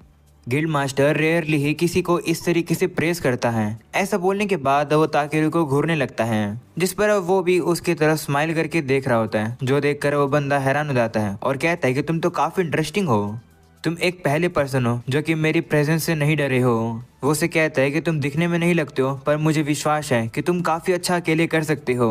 मुझे पता है कि तुम अपने आप को प्रोटेक्ट कर सकते हो, तो इसलिए वो चीज प्रोटेक्ट करना जिसे तुम प्रोटेक्ट करना चाहते हो। ऐसा बोलकर वो बंदा वहां से चला जाता है और अब वो म्यूसली से कहता है कि बाकी का काम मैं तुम पर छोड़ता हूँ। म्यूसली अब ताकेरू से कहने लगती है कि माफ करना गिल्ड मास्टर के बिहेवियर के लिए। ये सुनकर अब हमें समझ आता है कि गिल्ड मास्टर ये नहीं है बल्कि ये है। अगले सीन में वो लोग अब अपनी डेस्टिनेशन पर पहुंच जाते हैं, जहां पर अब म्यूसली को एक मॉन्स्टर दिखता है। उसे देखकर अब वो काफी ज्यादा डर जाती है और अब वो तो रोने लगती है। तो अब ताकेरू उसे शांत कराता है और कहता है कि ये बैटलफील्ड है, तुम्हें इस तरीके से डरना नहीं होगा। तुम हीलिंग मैजिक यूज कर सकती हो ना, तो अपना फोकस लोगों को हील करने में करो। तुम्हें लड़ने की जरूरत नहीं है, और वैसे भी इस तरीके से डरना नॉर्मल है। तुम्हें इस तरीके से शर्माना नहीं चाहिए कि तुम्हें डर लग रहा है। हम लोग लड़ते ही इसलिए हैं क्योंकि हम लोग को डर लगता है। हम तो बस इसलिए लड़ते हैं क्योंकि हम लोग को सर्वाइव करना होता है। तुम्हारे पास भी पावर है सर्वाइव करने की, तो उसे यूज करो। ये सुनकर अब म्यूसली भी थोड़ी मोटिवेट हो जाती है और कहती है कि हाँ, जितना मुझसे होगा मैं उतना करूंगी। ऐसा बोलकर वो वहां से चली जाती है। वहीं पर हमें पता चलता है कि इन सारी चीजों को क्ले भी सुन रहा था। वो अब ताकेरू से कहता है कि तुम तो काफी पैशनेट पर्सन हो। उसे देखकर ताकेरू पूछता है कि तुम यहाँ क्या कर रहे हो, तुम तो फ्रंट लाइन पे होने चाहिए थे ना। तो वह कहता है कि मेरी जो पुरानी चोट है वो मुझे आज काफी दर्द दे रही है। तो अब ताकेरू भी कहता है कि हाँ, मैंने भी नोटिस किया है, तुम्हारी कमर पे मैंने काफी निशान देखे हैं, क्या उन्हीं में दर्द होता है। तो अब क्ले कहता है कि हाँ, जो ये चोट है ये एक वॉरियर के लिए शर्म का बैज होती है। ये मेरी चोट कमर पे है, तो इससे तुम्हें लगा होगा कि ये चोट मुझे तब लगी होगी जब मैं दुश्मनों से भाग रहा था। जिस पर ताकेरू कहता है कि लेकिन मुझे पता है कि तुम्हें ये चोट किसी को डिफेंड करते टाइम लगी थी। इतनी बड़ी चोट लगने के बाद भी तुम जिंदा हो, इसका मतलब है कि तुम किसी और को भी प्रोटेक्ट कर सकते हो, तो इसमें शर्म की बात क्या है। ये सुनने के बाद अब क्ले भी काफी खुश हो जाता है कि ताकेरू उसके बारे में बुरा नहीं सोचता है।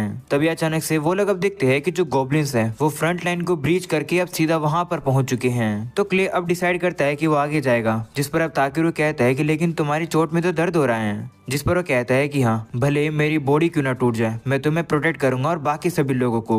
ऐसा बोलकर वो लड़ने के लिए चला जाता है। वहीं ताकेरू अब नोटिस करता है कि जो म्यूसली है वो अब सभी लोगों को हील कर रही है और अब वो और डर नहीं रही है। ये देखकर अब ताकेरू भी सोचता है कि वो इस तरीके से खाली हाथ नहीं बैठा रह सकता है, इसलिए अब वो उस एरिया के अंदर मैजिक शील्ड लगा देता है जिससे कि वहाँ के लोग सेफ रहें। और अब वो खुद क्ले को ढूंढने के लिए चला जाता है। जिसके बाद हमें बैटलफील्ड का ही सीन दिखाया जाता है, जहाँ पर हम उन्हीं दो एडवेंचरर्स को देखते हैं। वो लोग एक ही बारे में काफी सारे गोब्लिन्स को संभाल नहीं पा रहे होते हैं और अब कुछ गोब्लिन्स उनसे छूटकर अब आगे बढ़ जाते हैं और अब वो बेलकाइम की तरफ जाने लगते हैं। तभी ताकेरू वहां पर पहुंच जाता है और अब अपने हाथ को वो काफी ज्यादा सख्त कर लेता है और अब वहीं से वो उन गॉब्लिन्स को मारने लगता है। तभी बी भी अपनी पावर का यूज करके सभी मॉन्स्टर्स को काफी जोर का झटका दे देता है और खत्म कर देता है। ताकेरू अब उन एडवेंचरर से जाकर कहता है कि आखिरकार ये मॉन्स्टर्स यहाँ तक कैसे पहुंच गए। जिस पर वो कहते हैं कि ऐसा इसलिए क्योंकि हाई रैंकिंग मॉन्स्टर एक गॉब्लिन सर्जेंट आ गया है, उसी की वजह से फ्रंट लाइन कोलैप्स हो गई, पर क्ले की वजह से हम लोग वहाँ से भाग पाए। इसके बाद हमें अब क्ले को ही दिखाया जाता है जो की काफी सारे गॉब्लिन से लड़ रहा है, पर अब उसकी हालत बुरी होने लगती है और अब वो और ज्यादा लड़ नहीं पाता है। कुछ गॉब्लिन्स अब उसे मारने वाले होते हैं, पर तभी बी अपनी लाइटिंग पावर का यूज करके उन्हें खत्म कर देता है। ताकेरू को वहां पर देखकर क्ले कहता है कि तुम यहाँ क्या कर रहे हो। जिस पर अब वो कहता है कि तुम्हारी हालत लड़ने लायक नहीं है, तुम्हारी चोट में तुम्हें काफी दर्द हो रहा है, अभी के लिए हम लोग वापस चलते हैं और एक काउंटर अटैक तैयार करते हैं। भी और मैं भी लड़ सकते हैं, तुम चिंता मत करो। जिस पर वो कहता है नहीं, अगर हम लोग भाग भी जाएंगे तो भी वो लोग हमें पकड़ लेंगे। इतने में ही गॉब्लिन सर्जेंट वहां पर आ जाता है और अब वो उनके ऊपर हमला कर देता है और अब वहां पर और भी काफी सारे गॉब्लिन्स आ जाते हैं, तो वो लोग को भी अब उन लोगों से लड़ना पड़ता है। इतने में ही ताकेरू अब क्ले से कहता है कि तुम्हारी कमर पर जो चोट है क्या वो तुम्हारे लिए इम्पोर्टेंट है, तुम उन्हें गायब क्यों नहीं करवाना चाहते हो। जिस पर क्ले कहता है कि मैं उन निशान को हेट करता हूँ, इससे मुझे याद रहता है कि मैंने एक गलती करी थी। तो ताकेरू कहता है कि अगर तुम उस निशान को हिट करते हो तो मैं उसे गायब कर देता हूँ। ऐसा बोलकर अब ताकेरू अपने बैग से वही मैजिक वाटर निकालता है और उसके ऊपर फेंक देता है, जिसके बाद वो अपनी पावर का यूज करके अब उसे हील भी कर देता है। हम लोग अब देखते हैं कि क्ले की चोट तो हील हो जाती है, पर अब वो ट्रांसफॉर्म हो जाता है और अब वो तो पहले से भी और ज्यादा ताकतवर हो चुका है और अब वो इजीली जाकर दुश्मनों को काफी आराम से हरा देता है। जिसके बाद जब गिल्ड मास्टर वहां पर आता है, वो अब ताकेरू से कहता है कि क्या तुमने ही क्ले की पावर को बाहर निकाला है। जिस पर वो कहता है कि हाँ, मैंने तो बस थोड़ी सी हीलिंग मैजिक को यूज किया था। तो गिल्ड मास्टर कहता है कि नहीं, इतना नहीं है, मैंने सुना कि तुमने एक बड़ी सी स्पेल फेंकी उसके ऊपर, आखिरकार तुम कौन हो। जिस पर अब वो कहने लगता है कि मैं तो बस एक नॉर्मल सा एफ रैंक का एडवेंचरर हूँ जो कि मटेरियल्स को इकट्ठा करता है। तो अब गिल्ड मास्टर उस पर शक करने लगता है, पर वो वो कहता है कि चलो कोई बात नहीं, तुम्हारे एक्शन के लिए गिल्ड तुम्हें रिवॉर्ड देगी। इसके बाद हमें रात का सीन दिखाया जाता है जहाँ पर हम देखते हैं कि क्ले नॉर्मल हो चुका है और अब वो ताकेरू से पूछने लगता है कि आखिरकार तुमने किया क्या, मेरे अंदर इतनी ताकत कैसे आ गई। जिस पर अब वो कहता है कि मैंने तो बस तुम्हारे ऊपर मैजिक एलिमेंट वाटर फेंका था और रेडी फुलियास कास्ट किया था। वो बताता है कि वो जो वाटर था वो अंडरग्राउंड लेक से कनेक्ट था जो कि एंशिएंट ड्रैगन के घर का था। ये सुनकर क्ले हैरान हो जाता है और कहता है क्या एंशिएंट ड्रैगन कौन है। तो ताकेरू बताता है कि वो बी के पेरेंट्स हैं। ये सुनकर क्ले अब हैरान हो जाता है और अब वो ताकेरू से पूछने लगता है कि आखिरकार तुमने वो पानी मेरे ऊपर क्यों फेंका। तो वो कहता है कि मुझे लगा कि अगर मैं ऐसा करूंगा तो तुम्हारी जो हीलिंग है वो और ज्यादा स्पीड अप हो जाएगी। जिस पर अब क्ले कहता है कि इसका मतलब तुम एडवांस हीलिंग स्पेल भी यूज कर सकते हो। जिस पर ताकेरू कहता है कि मैं तो बस कॉपी कर रहा था जो मैंने देखा था। अपेरेंटली हीलिंग मैजिक तब ज्यादा इफेक्टिव होता है जब मैं बॉडी के कंपोजिशन को इमेजिन करता हूँ। ये काम इसलिए कर गया क्योंकि मुझे पता है कि जो इम्पोर्टेंट नसें होती है वो बैग के अंदर कॉन्सेंट्रेटेड होती है। ये सब सुनकर क्ले बहुत शौक हो जाता है और अब वो ताकेरू से कहता है कि सच सच बताओ कि आखिर तुम हो कौन। तो अब ताकेरू भी सोचने लगता है कि आखिर मुझे क्या करना चाहिए। गॉड ने मुझे ये तो नहीं कहा है कि मैं अपनी आइडेंटिटी रिवील नहीं कर सकता हूँ, पर अगर मेरी सच्चाई सामने आ जाएगी तो मैं अपनी नॉर्मल जिंदगी नहीं जी पाऊंगा।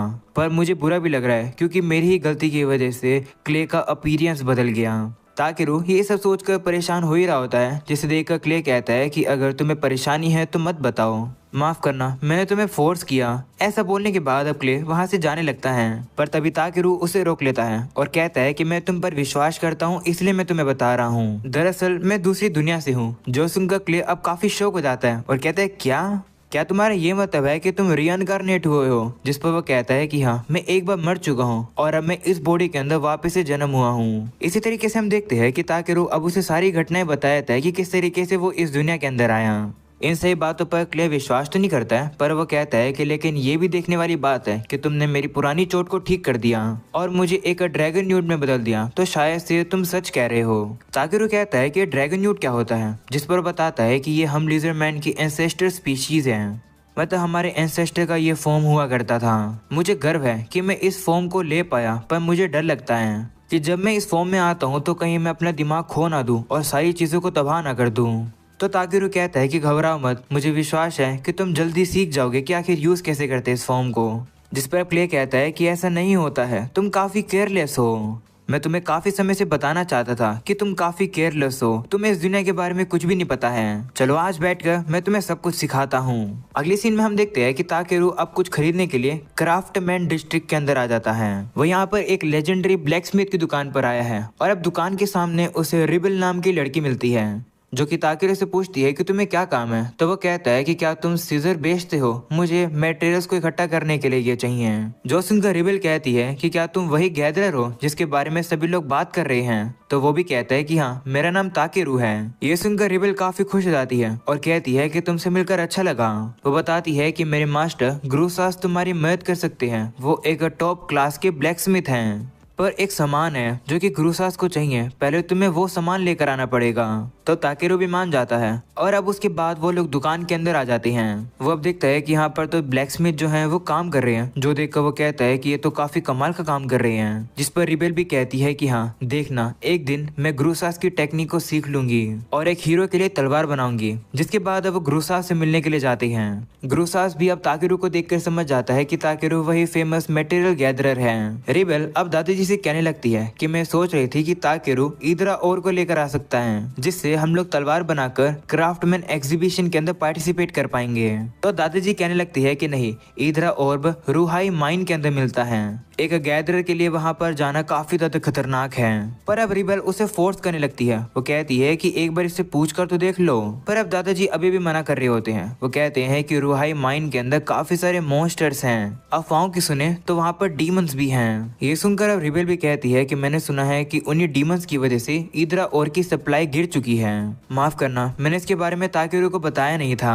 जिस पर अब दादाजी उससे कहते हैं कि तुम तो लाइफ की वैल्यू भी नहीं करती हो, इसलिए तुम्हें तो अब एक हथौड़ा पकड़ने का भी हक नहीं है। मैं अप्रिशिएट करता हूँ कि तुम ताकेरू को यहाँ पर लेकर आई हो, पर इसका ये मतलब नहीं है कि हम लोग ताकेरू को वहाँ पर मरने के लिए भेज देंगे जस्ट बिकॉज हम लोग काफी डेस्परेट हैं एग्जीबिशन में जीतने के लिए। ये सुनकर रिबेल को भी अपनी गलती रियलाइज होती है और अब वो ताकेरू से कहती है कि माफ करना, इन सभी चीजों के बारे में भूल जाओ। पर तभी अब यही सारी बातें सुनकर ताकेरू अब दादाजी से कहता है कि तुम कह रहे हो कि जो और तुम्हें चाहिए वो रिहाई माइन के अंदर ही है। चलो अगर मैं वहां से वो और लेकर आ जाऊंगा तो क्या आप मेरे लिए ऐसी चीजें बना दोगे रिवॉर्ड के लिए जिन्हें सिर्फ मैं ही यूज कर सकूं। तो अब दादाजी हैरान हो जाते हैं और कहते हैं कि तुमने सुना नहीं क्या, वहां पर काफी मॉन्स्टर्स हैं। तो ताकेरू कहता है कि चिंता मत करो, नीचे जो कुछ भी होगा मैं उसे संभाल लूंगा। ऐसा बोलने के बाद अब ताकेरू उसकी टेबल पर वही क्रैब का एक हिस्सा रख देता है, जिसे देखकर दादाजी हैरान हो जाते हैं और कहते हैं कि इस मोस्टो को मारने में तो बी रैंक के एडवेंचरर्स को भी काफी दिक्कत होती है। जिस पर ताकेरू कहता है कि हाँ, पर मुझे कोई भी दिक्कत नहीं हुई, इसलिए प्लीज मुझे इस जॉब को लेने दो, मैं उस और को लेकर आ सकता हूँ। तो अब दादाजी भी उसकी बात मान जाते हैं। अगले सीन में ताकेरू अब रूहाइन माइन में जाने लगता है। वहां पर जाने से पहले उन लोग को बुइरा विलेज को पार करना होगा, जिसे मैनेज वोजरा ओलिव करते हैं। वहीं अब ताकेरू देखता है कि घोड़ा खाड़ी में दो और लोग बैठे थे। वो लोग अब बात करने लगते हैं कि हाल फिलहाल में काफी कुछ अजीब चीजें हो रही हैं, जैसे कि रोब्रिस पास के अंदर जो पॉइजनस हर्ब थे वो अचानक से ही रातों रात मुरझा गए, और तो और व्हाइट ट्री के फॉरेस्ट के अंदर भी कुछ न कुछ डिस्टरबेंस हो रही है। जो सुनकर ताकेरू सोचता है कि कहीं ये मेरी गलती तो नहीं है, पर वो कहते हैं नहीं नहीं, ऐसा थोड़ी हो सकता है। इसके बाद अब ताकेरू वहां पर उतर जाता है। उतरने के बाद अब उसे वहां पर एक हॉर्स ट्रेडर का घर दिखाई देता है। वो अब सोचने लगता है कि काश मेरे पास भी एक घोड़ा होता जिस पर बैठकर मैं ट्रेवल कर पाता। तभी अचानक से वहां पर उसे उसी एल्फ की आवाज सुनाई देती है, जो कि अब उस हॉर्स ट्रेडर से कह रही होती है कि मुझे एक सफेद घोड़ा चाहिए, ना कि एक पक्षी। तो बंदा कहता है कि हमारे लिए तो ये हॉर्स ही है, क्योंकि ये सामान को उठाकर लेकर जा सकता है, पर अगर तुम्हें एक सफेद घोड़ा चाहिए यानी कि एक व्हाइट पेगासस चाहिए तो तुम्हें वोज रियाल में जाना चाहिए, जो कि ड्वार्फ का किंगडम है।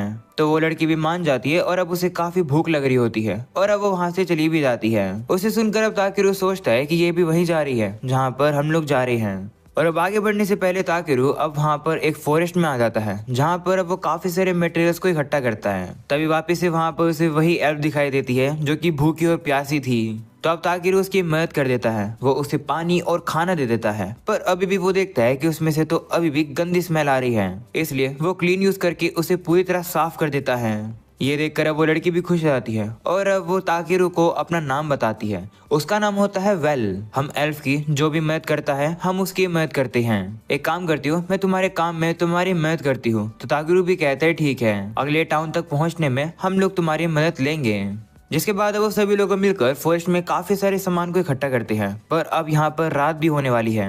वेल अब कहती है कि मैं जाकर लकड़ियाँ इकट्ठा करती हूँ। तो ताकेरू कहता है कि इसकी जरूरत नहीं है, मेरे पास आग जलाने के लिए मैजिक स्टोन है। तो वेल अब कहने लगती है कि लेकिन अगर हम लोग यहाँ पर इस तरीके से कैंप फायर करेंगे यानी कि लकड़ियों से आग लगाएंगे तो कोई और एडवेंचरर जो कि यहाँ पर आएगा उसे पता चल जाएगा कि यहाँ पर कैंपिंग करने की सेफ जगह है, तो वो लोग भी यहाँ पर कैंपिंग कर पाएंगे। जिस पर अब ताकेरू कहता है कि हाँ, ये तो तुमने दिमाग वाली बात कर दी। जिसके बाद अब वेल फॉरेस्ट में जाती है और अब लकड़ियां इकट्ठा करने की जगह वो पूरा पेड़ का ही टुकड़ा ले आती है। तो देखकर ताकेरू कहता है कि लेकिन हमें तो लकड़ियां चाहिए थी। जिस पर वह कहती है कि चिंता मत करो। ऐसा बोलने के बाद वो उस लकड़ी के टुकड़े को आसमान में फेंक देती है और वो अपने नाइफ को निकालकर उसके ऊपर काफी सारे हमले करती है और अब वो उस पेड़ के टुकड़े के काफी सारे छोटे छोटे टुकड़े कर देती है, जिससे कि अब वो लोग उस लकड़ी का यूज करके आग जला पाएंगे। ताकेरू अब ये भी नोटिस करता है कि जो वेल के पास जो तलवार है वो ए रैंक का वेपन है। अगले सीन में ताकेरू अब खाना बना देता है और अब वो वेल को काफी ज्यादा पसंद आता है। वो उसे कहती है कि क्या तुम भी वोजरियाल में जा रहे हो। जिस पर वो कहता है कि हाँ, मुझे एक जॉब मिली है, मुझे जाकर ईदरा और को लेकर आना है। वैसे तुम क्या करने जा रही हो। जिस पर वो कहती है कि मैं हेवन के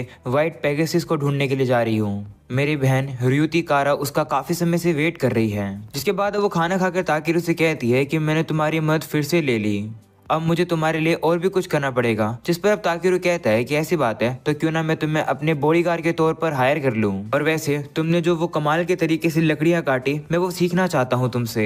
तो वो भी अब मान जाती है उसका बॉडीगार्ड बनने के लिए। जिसके बाद अब सोने का समय हो जाता है। बी और वेल इतने जोर जोर के खराटे मार रहे होते हैं कि ताकेरू तो सो ही नहीं पा रहा है। और अब सुबह उठकर वो लोग अब फिर से ट्रैवल करने लगते हैं, पर अब ताकेरू के अंदर तो बिल्कुल भी एनर्जी नहीं है। उसकी आंखों के नीचे डार्क सर्कल भी आ गए हैं क्योंकि वो रात भर सोया ही नहीं है। जिसके बाद वो लोग अब एक रिवर के पास पहुंच जाते हैं। इस रिवर को पार करने के बाद ही वो ड्वार्फ का किंगडम आ जाएगा और रियूहाई माउंटेन भी आ जाएंगे। इस किंगडम में आने के बाद सबसे पहले वो एक रेस्टोरेंट में आते हैं और ड्वार्फ की वो लोग एक स्पेशल डिश खाते हैं जो कि उन्हें बहुत टेस्टी लगती है। वेल कहती है कि मेरे फ्रेंड ने भी मुझे कहा था कि ये टेस्टी होता है। मेरा वो दोस्त एक लिजर्ड मैन है। जिस पर अब ताकेरू कहता है कि क्या ही कोइंसिडेंट है, मैं भी एक लिजर्ड मैन को जानता हूँ। तो वेल कहती है कि जो मेरा दोस्त है वो एक ऑनरी ड्रैगन किंग है और वो स्टोलफास एम्पायर का होली ड्रैगन नाइट भी है। उसने कहा तो था कि वो बेलकाइम में जाएगा, शायद से तुम ऑलरेडी वहीं उससे मिले होगे। तभी हमें पता चलता है कि जिसकी वो बात कर रही है वो और कोई नहीं बल्कि क्ले है और वो भी साइड में बैठकर खाना खा रहा था। वो अब वेल की बातें भी सुन लेता है। वह उसे बताता है कि ताकेरू मेरा दोस्त है, पर मुझे इस बात से काफी गुस्सा आ रहा है कि ये मुझे बिना बताए टाउन से चला गया। उसे गुस्से में देखकर ताकेरू भी डर जाता है और कहता है कि मैंने गिल्ड में रिपोर्ट तो किया था, पर माफ करना मैं तुम्हें बताना भूल गया क्योंकि मैं थोड़े समय के लिए ही जाने वाला था। मैं दरअसल रियूहाई माइन में जाने वाला हूँ ईदरा और को कलेक्ट करने के लिए। जोसुन का क्लियर कहता है कि लेकिन तुम्हारी रैंक काफी कम है, तुम्हें वहाँ का माइनिंग कॉन्ट्रैक्ट नहीं मिलेगा। वैसे वो जगह काफी खतरनाक भी है, इस जॉब को पूरा करने के लिए तुम्हें एक अच्छा खासा रिवॉर्ड मिलना चाहिए। जिस पर ताकेरू कहता है कि हाँ मुझे रिवॉर्ड मिलेगा, मास्टर ग्रुसास ने प्रॉमिस किया है कि अगर मैं इस जॉब को पूरा करूंगा तो मेरे लिए सीजर्स बनाएंगे। क्या पता वो और ज्यादा खुश होकर मेरे लिए एक कुकिंग पॉट बना दे और एक ऑमलेट वाला पैन बना दे। चलो अब हम लोग जा रहे हैं। ये सुनकर क्ले कहता है कि ऐसी बात है तो मैं भी तुम लोग के साथ चलूंगा। मैं भी जरा वोजरियल में जाने ही वाला था अपने स्पीयर को रिपेयर करवाने के लिए। ये सुनकर वेल भी अब एक्साइटेड हो जाती है और कहती है कि हाँ क्ले भी ताकेरू का बॉडीगार्ड बन सकता है। तो वो भी मान जाता है और अब वो दोनों ही ताकेरू के बॉडीगार्ड बन जाते हैं। अगले सीन में वो लोग अब सिटी के पास पहुंच जाते हैं, पर वो देखते हैं कि यहाँ की एंट्रेंस पर लाइन काफी ज्यादा बड़ी है, पर क्योंकि क्ले एक काफी स्पेशल पर्सन है वो वेल और ताकेरू की एंट्री काफी जल्दी करवा देता है। वहाँ पर वो जो गार्ड होता है जो उन लोग को अंदर लेकर आ रहा होता है वह उन लोग को बताने लगता है कि जो वोजरियल है शुरुआत में वो एक माइनिंग सेटलमेंट हुआ करता था जो कि बड़ी बड़ी केव्स के अंदर बनाया गया था। तुम लोग का अब स्वागत है ड्वार्फ किंगडम के अंदर। ताकेरू अब ड्वार्फ किंगडम को देखकर काफी हैरान हो जाता है क्योंकि ये जो सिटी है ये पूरी अंडरग्राउंड है। वो जो गार्ड होता है वो अब क्ले से कहता है कि किंग आपसे मिलना चाहते हैं, जिस बात पर ताकेरू हैरान हो जाता है और कहता है कि क्या तुम किंग को जानते हो। जिस पर क्ले कहता है कि हाँ, पर हम लोग के बीच में जो रिलेशनशिप है वो काफी कॉम्प्लिकेटेड है। जिस पर अब वो गार्ड कहता है कि वो कॉम्प्लिकेटेड नहीं है, तुम ही वो हीरो हो जिसने थंडर किंग जेनगम को बचाया था। इस पर अब ताकेरू कहता है कि क्या ये सच है। जिस पर अब क्ले कहता है कि इतनी भी बड़ी बात नहीं है ये, क्योंकि काफी समय पहले जो ड्वार्फ लोग थे वो बस स्मिथिंग ही कर सकते थे, वो लोग वेपन्स यूज नहीं कर सकते थे, जिस वजह से उन लोग को डीमन किंग को एक प्राइस पे करना पड़ती थी। पर जैसे उस डीमन ने देखा कि मैं यहाँ से जा रहा हूँ तभी वो डर के मारे यहाँ से चला गया। इस पर अब वो गार्ड भी कहता है कि हाँ उसी दिन को मनाने के लिए यहाँ पर हम लोगों ने स्टैचू भी बना रखा है। वो लोग अब देखते हैं कि यहाँ पर तो सही में क्ले का स्टैचू बना हुआ है, पर ये तो थोड़ा बहुत गॉडजिला जैसा लग रहा है। वो बिल्कुल क्ले की तरह लग ही नहीं रहा है, जो देखकर वो काफी गुस्से में आ जाता है और अब वो राजा के पास आकर कहता है कि आखिरकार तुमने ऐसा स्टैचू क्यों बनवाया। जिस पर राजा कहता है कि वो स्टैचू काफी कमाल का दिखता है। जिसके बाद अब ताकेरू राजा को अपना इंट्रोडक्शन देता है और कहता है कि ये लेटर ग्रुसास ने मुझे आपको देने के लिए कहा था। राजा भी अब उस लेटर को पढ़ता है। ये लेटर ग्रुसास का है जो कि बेलकाइम कमर्शियल डिस्ट्रिक्ट के ब्लैकस्मिथ गिल्ड का रिप्रेजेंटेटिव भी है। लेटर में ग्रुसास लिखता है कि ताकेरू को रूहाइन माइन में जाने की परमिशन दी जाए। जिस पर अब राजा भी कहने लगता है कि लेकिन काफी महीनों पहले वो जो माइन है उसके अंदर काफी सारे डीमंस रहने के लिए आ गए, जिसकी वजह से सभी लोग डर में हैं। वहाँ पर काफी सारे पावरफुल डीमंस है, क्या फिर भी तुम वहाँ जाना चाहते हो। जिस पर ताकेरू कहता है कि हाँ। वहीं क्ले अब राजा से कहता है कि आप चिंता मत करो, मैं और वेल भी ताकेरू के साथ जाएंगे, हम दोनों काफी कमाल के वॉरियर्स हैं। तो राजा ये मान जाता है और वो कहता है कि ठीक है, मैं चाहता हूँ कि तुम लोग ये पता लगाओ कि आखिरकार रूहाइन माइन में आखिर इतने सारे डीमंस आए कैसे। जिस पर अब ताकेरू हैरान हो जाता है और कहता है कि मैं डीमंस की सच्चाई थोड़ी जानने के लिए आया था, मैं तो यहाँ पर से ईदरा ओर्स को कलेक्ट करने के लिए आया हूँ। पर अब ताकेरू को राजा की बात माननी पड़ती है। इसके बाद वो लोग अब उस माइन के एंट्रेंस पर आ जाते हैं। वहाँ पर उन लोग को जैम्बो नाम का बंदा मिलता है जो कि इस सिटी के एडवेंचर गिल्ड का रिसेप्शनिस्ट है और यहाँ पर वो उन लोग को गाइड करने वाला है माइन में जाने का रास्ता। माइन में आने के बाद अब वो लोग देखते हैं कि यहाँ पर तो काफी अंधेरा है, तो ताकेरू अब लाइट मैजिक का यूज करके वहाँ पर रोशनी कर देता है और अब वो मैप को पढ़कर देखने लगता है कि आखिरकार वो और है कहाँ पर। आगे बढ़ने के बाद वो देखता है कि यहाँ पर तो सिर्फ लो लेवल के ही और हैं, इसलिए वो डिसाइड करते हैं कि वो और भी ज्यादा अंदर जाएंगे। पर अब अचानक से उन लोगों के ऊपर 2 स्पाइडर हमला कर देते हैं। पर अब क्ले और वेल मिलकर आराम से उन मॉन्स्टर्स को खत्म कर देते हैं। अंदर आने के बाद ताकेरू अब सोचता है कि यहाँ का जो मैजिक कंसंट्रेशन है वो काफी ज्यादा डीप है। वो अब एक ऐसे रास्ते पर आ जाता है जहाँ पर से आगे जाने का रास्ता ही नहीं है। पर अब ताकेरू को पता है कि इस दीवार के पार कुछ न कुछ तो है, इसलिए वो जाम्बो से कहता है कि क्या यहाँ पर मैं थोड़ी बहुत माइनिंग कर सकता हूँ, तो वो भी मान जाता है। जिसके बाद अब ताकेरू सभी लोगों को पीछे होने के लिए कहता है और वहाँ पर धमाका करके सामने वाली दीवार को तोड़ देता है। जाम्बो अब ये देखकर हैरान हो जाता है कि यहाँ पर तो इंद्राइट वेन पड़े हैं जो कि ईदरा और से भी काफी ही ज्यादा रेयर होते हैं। अब ताकेरू भी उन्हें स्कैन करता है। उसे पता चलता है कि जो इंद्राइट है वो ईदरा और का एक क्रिस्टलाइज फॉर्म होता है। तभी अचानक से उन लोग को पता चलता है कि इस केव के अंदर जो डीमन रह रहा था वो अब उन लोगों की तरफ आ रहा है, जो देखकर ताकेरू अब थोड़ा बहुत गुस्से में लग रहा होता है। वो अब वेल और क्ले से कहता है कि इस डीमन से मुझे लड़ने देना, क्योंकि ये हमारा शिकार है। हम लोग को पता चलता है कि वो जो डीमन है वो तो एक काफी बड़ा सा क्रैब है, जो देखकर ताकेरू और बी के मुंह में पानी आ जाता है, क्योंकि उन लोग को क्रैब का टेस्ट काफी अच्छा लगता है। ये देखकर वेल और क्ले काफी हैरान हो जाते हैं कि ताकेरू और बी तो इसे खाना चाहते हैं। वो क्रैब अब अचानक से हमले भी करने लगता है। वेल अब कहने लगती है कि ये जो मॉन्स्टर है ये ए लेवल का है, हम सभी लोगों को एक साथ मिलकर इससे लड़ना होगा। इस बात पर अब क्ले भी एग्री करता है और अब वो दोनों इससे लड़ने के लिए तैयार हो जाती हैं। पर अब ताकेरू उन लोगों को पीछे ही रोक लेता है और कहता है कि नहीं, इसे मैं संभालूंगा। जिसके बाद हम देखते हैं कि ताकेरू अपनी बॉडी को काफी ज्यादा हार्ड कर लेता है और वो सीधा ही उस क्रैब की तरफ दौड़ देता है। वहीं बी भी अपनी स्पेशल साउंड का यूज करके उस क्रैब को वहीं पर पैरालाइज करने की कोशिश करता है। इसके बाद अब ताकेरू जाकर काफी जोर से उस क्रैब के सर पर अपनी छड़ी मारता है, पर अब उसे कुछ भी नहीं होता है। ये क्रैब जितना दिखता है ये तो उससे भी ज्यादा टफ होता है, लेकिन अभी भी ताकेरू हार नहीं मानता है। वहीं पर बी अपनी आइस पावर का यूज करके उस क्रैब के पैर को वहीं जमा देता है, जिससे कि वो हिल नहीं पाता है। स्कैन करने के बाद अब ताकेरू को उस क्रैब के वीक पॉइंट्स भी दिख जाते हैं और वो उन्हीं पॉइंट्स पे हमले करके उस क्रैब को काफी आराम से हरा देता है, जो देखकर सभी लोग काफी हैरान हो जाते हैं। पर अब क्ले ताकेरू से गुस्से में आ जाता है और कहता है कि तुम आखिरकार इससे अकेले ही क्यों लड़ रहे थे। तो ताकेरू कहता है कि माफ करना, वो तो मैं थोड़ा जोश में आ गया था। मुझे लगा कि हम लोग अगर वेपन का यूज करेंगे तो हमारे ऊपर काफी खून लग जाएगा, और अगर इस क्रैब को हल्की सी भी गलत जगह पर चोट लग गई तो इसे खाने में मजा नहीं आएगा। तो क्ले कहता है कि मैं समझ गया हूँ कि तुम इसे खाना चाहते हो, पर क्या तुम भूल गए हो कि मैं तुम्हारा बॉडीगार्ड हूँ। मुझे पता है कि तुम काफी ताकतवर हो, तुम्हारा मैजिक भी काफी कमाल का है, पर मैं चाहता हूँ कि ऐसे मोमेंट पर तुम शांत रहो और अपने साथियों के ऊपर भरोसा करो और एक साथ मिलकर लड़ो। वैसे भी मैं और वेल तुम्हारे जजमेंट को इग्नोर नहीं करेंगे, पर फिर भी हम लोग ये चाहेंगे कि तुम हम पर थोड़ा बहुत निर्भर हो। तो ताकेरू भी कहते हैं ठीक है, मैं अगली बार ध्यान रखूंगा।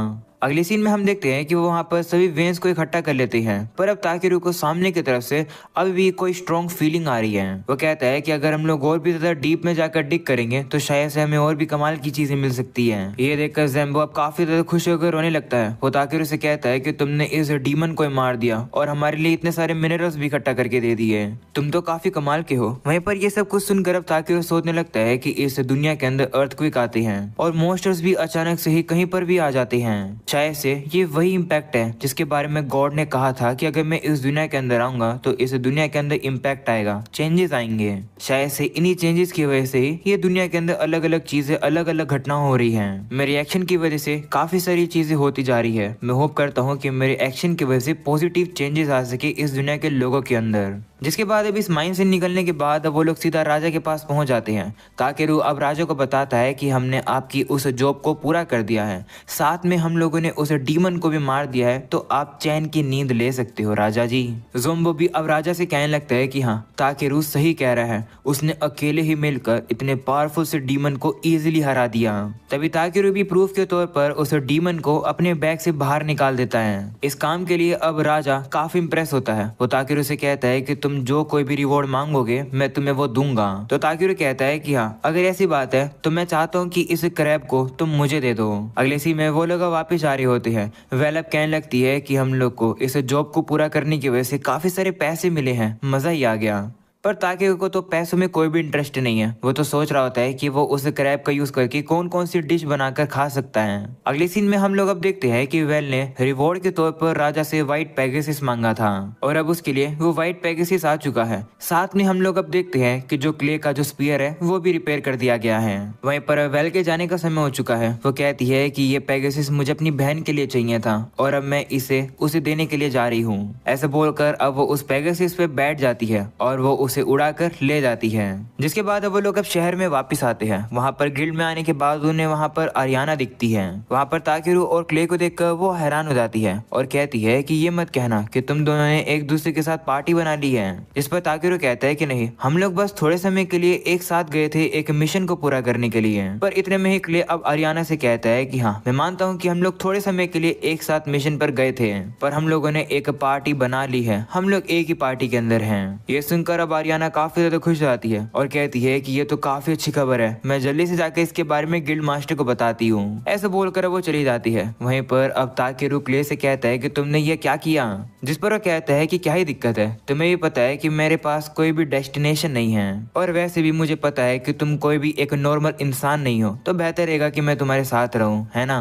तो अब ताकेरू भी सोचता है कि वैसे क्ले के साथ पार्टी बनाना इतना भी बुरा नहीं है। अगली सीन में काफी ज्यादा डिस्कशन करने के बाद वो लोग डिसाइड करते हैं कि वो लोग अपनी पार्टी का नाम द अजूर ब्लैक ब्रिगेड रखेंगे। अगले सीन में ताकेरू अब उस इंड्राइट को अब ग्रुसास के पास लेकर आ जाता है और कहता है कि तुमने जो मांगा था वो मैं ले आया हूँ। पर अब रिबेल और ग्रुसास उसे देखकर हैरान ही रह जाते हैं, वो तो कुछ कह ही नहीं पा रहे होते हैं। तब ताकेरू सोचता है कि इन्हें क्या हो गया, मुझे लगा कि हाई प्योरिटी का जो इंड्राइट होता है उसका यूज करके तलवार को बनाया जा सकता है, पर क्योंकि जो इंड्राइट है वो काफी प्योर होता है तो क्या इसका यूज करके स्वॉर्ड बनाना मुश्किल होता है। पर अब ग्रुसास और रिबेल तो अब इस इंड्राइट को देखकर रोने लगते हैं। वो कहने लगते हैं कि ये काफी ज्यादा प्योर है, ये पूरी तरह परफेक्ट है। ग्रुसास अब कहता है कि मैं 120 साल का हो चुका हूँ, पर इतने सारे इंड्राइट को मैंने एक जगह पर कभी नहीं देखा है। वहीं पर ये देखकर ताकेरू काफी ज्यादा खुश हो जाता है कि ये लोग काफी ज्यादा खुश हैं। वो अब कहता है कि चलो मेरे एक गैदरर बनने का कुछ तो फायदा हुआ।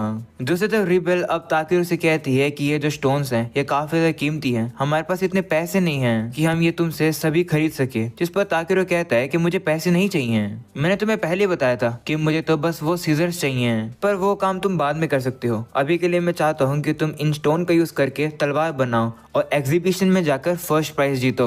तो वो लोग भी मान जाते हैं और वो तैयारी करने लगते हैं उस तलवार को बनाने की। जिसके बाद हम लोग को अब आधे महीने बाद की कहानी दिखाई जाती है, जहाँ पर ताकेरू और क्ले बैठकर आराम से खाना पीना कर रहे थे। तभी वेड वहाँ पर आता है। वो ताकेरू से कहता है कि एक इम्पोर्टेंट पर्सन चाहते हैं कि तुम उसके पास आओ। क्ले भी अब देखता है कि उस लेटर के ऊपर हाउस लूजलेवेच का क्रेस्ट बना हुआ है, यानी कि ये लेटर इस बेलकम यानी कि पूरे इस किंगडम के लॉर्ड का है। ताकेरू अब सोचता है कि वो मुझे बुला रहा है, कहीं अगर मैं जाऊंगा तो कोई गड़बड़ तो नहीं हो जाएगी। वो बहाना मारने लगता है और कहता है कि मेरे पेट में दर्द है, मैं जा नहीं सकता हूँ। तो वेड कहता है कि चिंता मत करो, लॉर्ड बेलमीमेंट एक नोबल पर्सन है, वो तुम्हें परेशान नहीं करेंगे। तो ताकेरू भी मान जाता है और वो उस लेटर को पढ़ता है। उस लेटर में बेलमीमेंट ने क्ले और ताकेरू दोनों से कहा है कि मेरे घर पर आ जाना, एक जरूरी काम है। वहीं ताकेरू अब डर जाता है और कहता है कि कहीं लॉर्ड हमें इसलिए तो नहीं बुला रहे हैं क्योंकि वो चाहते हैं कि मैं बी को उन्हें दे दूं। जिस पर वेड कहता है कि लॉर्ड ऐसे पर्सन नहीं है, वैसे भी उनके पास इस चीज की अथॉरिटी ही नहीं है कि वो बी को तुमसे ले सके। अगले सीन में हम लोग अब देखते हैं कि लॉर्ड से मिलने के लिए अब उन लोग को एक नोबल कैरेज में से लेके जाया जाता है। सभी लोग अब इतनी लग्जरी कैरेज को देखकर हैरान हो जाते हैं और कहते हैं कि ये तो लॉर्ड की कैरेज है। इतने लोगों की अटेंशन देखकर ताकेरू कहता है कि सभी लोग इतने हैरान क्यों हो रहे हैं। जिस पर क्ले बताता है कि लॉर्ड की तरफ से इन्विटेशन मिलना हर एक एडवेंचरर का सपना होता है, क्योंकि अगर लॉर्ड डिसाइड कर लेते हैं कि वो तुम्हें सपोर्ट करेंगे तो तुम्हारी पूरी लाइफ बदल जाती है। एक नॉर्मल सा एडवेंचरर भी एक नोबल पर्सन बन जाता है। जिसके बाद वो लोग अपने डेस्टिनेशन पे पहुंच जाते हैं। यहाँ पर अब उन लोग को एक बटलर दिखता है जिसका नाम है रेमोंड्स। वो अब उन लोग को अंदर लेकर आता है, पर तभी वहाँ पर अब लॉर्ड की बेटी आ जाती है और अब वो बी को देखकर कहती है कि मुझे लगा था कि ये ड्रैगन थोड़ा बहुत और इंटेलिजेंट होगा, पर कोई बात नहीं, मुझे इसी से ही काम चलाना होगा। ऐसा बोलकर वो ताकेरू से कहती है कि ये ड्रैगन अब से मेरा है, ये मुझे दे दो। तो ताकेरू उसे मना कर देता है। ये सुनकर वो लड़की काफी हैरान हो जाती है कि आखिरकार ताकेरू ने उसकी बात मानी नहीं। वो अब उसे कहती है कि ड्रैगन एक नोबल क्रिएचर होते हैं और मैं एक नोबल पर्सन हूँ, मेरे साथ ये ड्रैगन एकदम फिट रहेगा, तो ये मुझे दे दो। ये सुनकर ताकेरू अब उसके स्टैट्स को देखता है। उसे पता चलता है कि इस लड़की का नाम है टियारिस और ये रॉयल कैपिटल के अंदर बोर्डिंग स्कूल के अंदर जाती है, पर अभी ये छुट्टियों के समय पर घर पर आई हुई है। ताकेरू अब उसे अच्छे से कहता है कि तुम्हें क्यों लगता है कि ये ड्रैगन तुम्हारा होना चाहिए। तो वो कहती है कि बर्नार्ड ने मुझे कहा था कि एक एडवेंचरर है जो कि अपने पास ड्रैगन रखता है, तो ये तो नेचुरल है कि एक ड्रैगन तो मेरे पास होना चाहिए। बर्नार्ड ने कहा था कि तुम्हारे सामने जब भी कोई एक एरोगेंट सा एडवेंचरर आए तो उसके सामने एकदम रॉयल तरीके से एक्ट करना, जिससे कि वो तुम्हारे ऑर्डर्स को माने। जो सुनकर अब ताकेरू सोचता है कि बर्नार्ड तो काफी हरामी है। वैसे आखिरकार बर्नार्ड है कौन? वहीं पर ताकेरू उससे कहता है कि लेकिन माफ करना, बी मेरा फैमिली का एक हिस्सा है, ये मैं तुम्हें नहीं दे सकता हूँ। ये सुनकर टियारिस अब काफी ज्यादा दुखी हो जाती है। वो कहती है कि मुझे नहीं पता था कि ये तुम्हारा बॉन्डेड पार्टनर है, माफ करना, मैंने तुमसे रूड तरीके से बात करी। ऐसा बोलकर अब वो रोने लगती है, जो देखकर भी उसे शांत कराता है। वहीं ताकेरू अब उससे पूछने लगता है कि वैसे तुम्हें आखिरकार एक ड्रैगन चाहिए ही क्यों, जिस पर वो कहती है कि मैं उसे मदर को दिखाना चाहती हूँ, ये काफी इम्पोर्टेंट है। तभी हम देखते हैं कि यहाँ पर बेलकाइम का लॉर्ड आ जाता है। उसे देखकर ताकेरू हैरान हो जाता है और कहता है कि ये तो काफी हैंडसम है और ये तो काफी यंग भी है। अगली सीन में वो लोग अब लॉर्ड के साथ बैठे होते हैं और उसे पूछते हैं कि आखिरकार आपने हमें यहाँ पर क्यों बुलाया है। तो वो कहता है कि मैं चाहता हूँ कि तुम लोग मेरी वाइफ की मदद करो। तो ताकेरू पूछता है कि तुम्हारी वाइफ को हुआ क्या है। तो क्ले बताता है कि लॉर्ड की वाइफ आधे साल से बेड पर ही बीमार पड़ी है। वहीं अब लॉर्ड भी कहता है कि हाँ, और जब मैंने ताकेरू तुम्हारे बारे में सुना कि तुमने एक बंदे की बुरे से बुरी बीमारी ठीक कर दी, इससे प्रूव होता है कि तुम्हारी जो पावर्स है वो काफी कमाल की है, इसलिए मैं चाहता हूँ कि तुम अपनी पावर का यूज करके मेरी वाइफ को ठीक कर दो। जिस पर अब ताकेरू सोचने लगता है कि जो मेरा मैजिक है, उस मैजिक की वजह से क्ले भी इवॉल्व हो गया था। अगर इस बार मैंने गलती कर दी तो मुझे नहीं पता कि लॉर्ड की वाइफ के साथ क्या हो जाएगा। वहीं अब लॉर्ड कहने लगता है कि टियारिस को भी अपनी मदर की ही वजह से एक ड्रैगन चाहिए, क्योंकि कुछ दिनों बाद टियारिस को वापस से स्कूल में जाना पड़ेगा।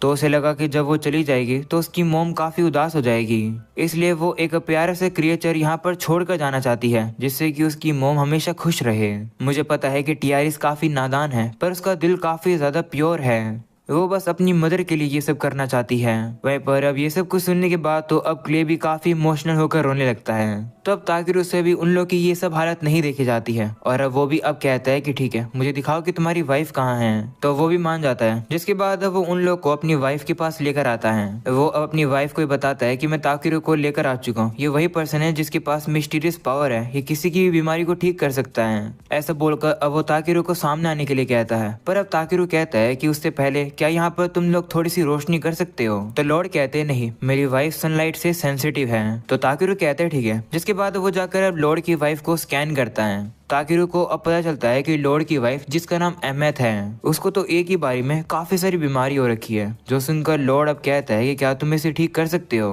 तो ताकेरू कहता है कि मैं इन सिम्टम्स को तो ठीक कर सकता हूँ, जैसे कि सनलाइट से जो सेंसिटिविटी होती है वो, जॉइंट्स में जो दर्द होता है वो, पेट में जो दर्द होता है वो, और जो चक्कर आते हैं वो। पर अब ताकेरू सोचता है कि इसे ईवर पॉइजनिंग भी है, जिसके बारे में मुझे नहीं पता है कि ये क्या होती है। अगर मेरा मैजिक इसे क्योर नहीं कर पाएगा तो कोई बात नहीं, मैं बाकी की बीमारी को तो ठीक कर दूंगा, तो शायद से इतना तो काफी होगा।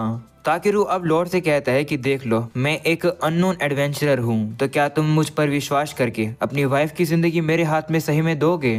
वहीं पर मेहमेद भी कहने लगती है कि जो मेरे हस्बैंड डिसाइड करेंगे मैं वही करूंगी। मैं ये एक्सपेक्ट नहीं कर रही हूँ कि कोई चमत्कार हो जाए, पर मैं बस ये चाहती हूँ कि मैं अपनी बेटी के हाथों को दोबारा पकड़ सकूं, इतना ही मेरे लिए काफी है। ऐसा बोलकर अब वो रोने लगती है, जो देखकर अब लॉर्ड भी इमोशनल हो जाता है और अब वो ताकेरू से कहता है कि हाँ, मैं तुम पर विश्वास करता हूँ, प्लीज मेरी वाइफ को बचा लो। तो ताकेरू भी मान जाता है और अब वो उसे ठीक करने के लिए तैयार हो जाता है। जो देखकर क्ले अब ताकेरू से पूछता है कि क्या तुम वही सेम टेक्निक को यूज करोगे जिस टेक्निक का यूज करके तुमने मेरी चोट को ठीक किया था। तो वह कहता है कि नहीं, उस स्पेल को यूज करने से काफी ज्यादा इंटरनल माना यूज होता है, इतना माना लॉर्ड की वाइफ के अंदर नहीं होगा। सबसे पहली चीज जो हमें करनी चाहिए वही है कि हमें पहले इस कमरे का अंधेरा ठीक करना होगा।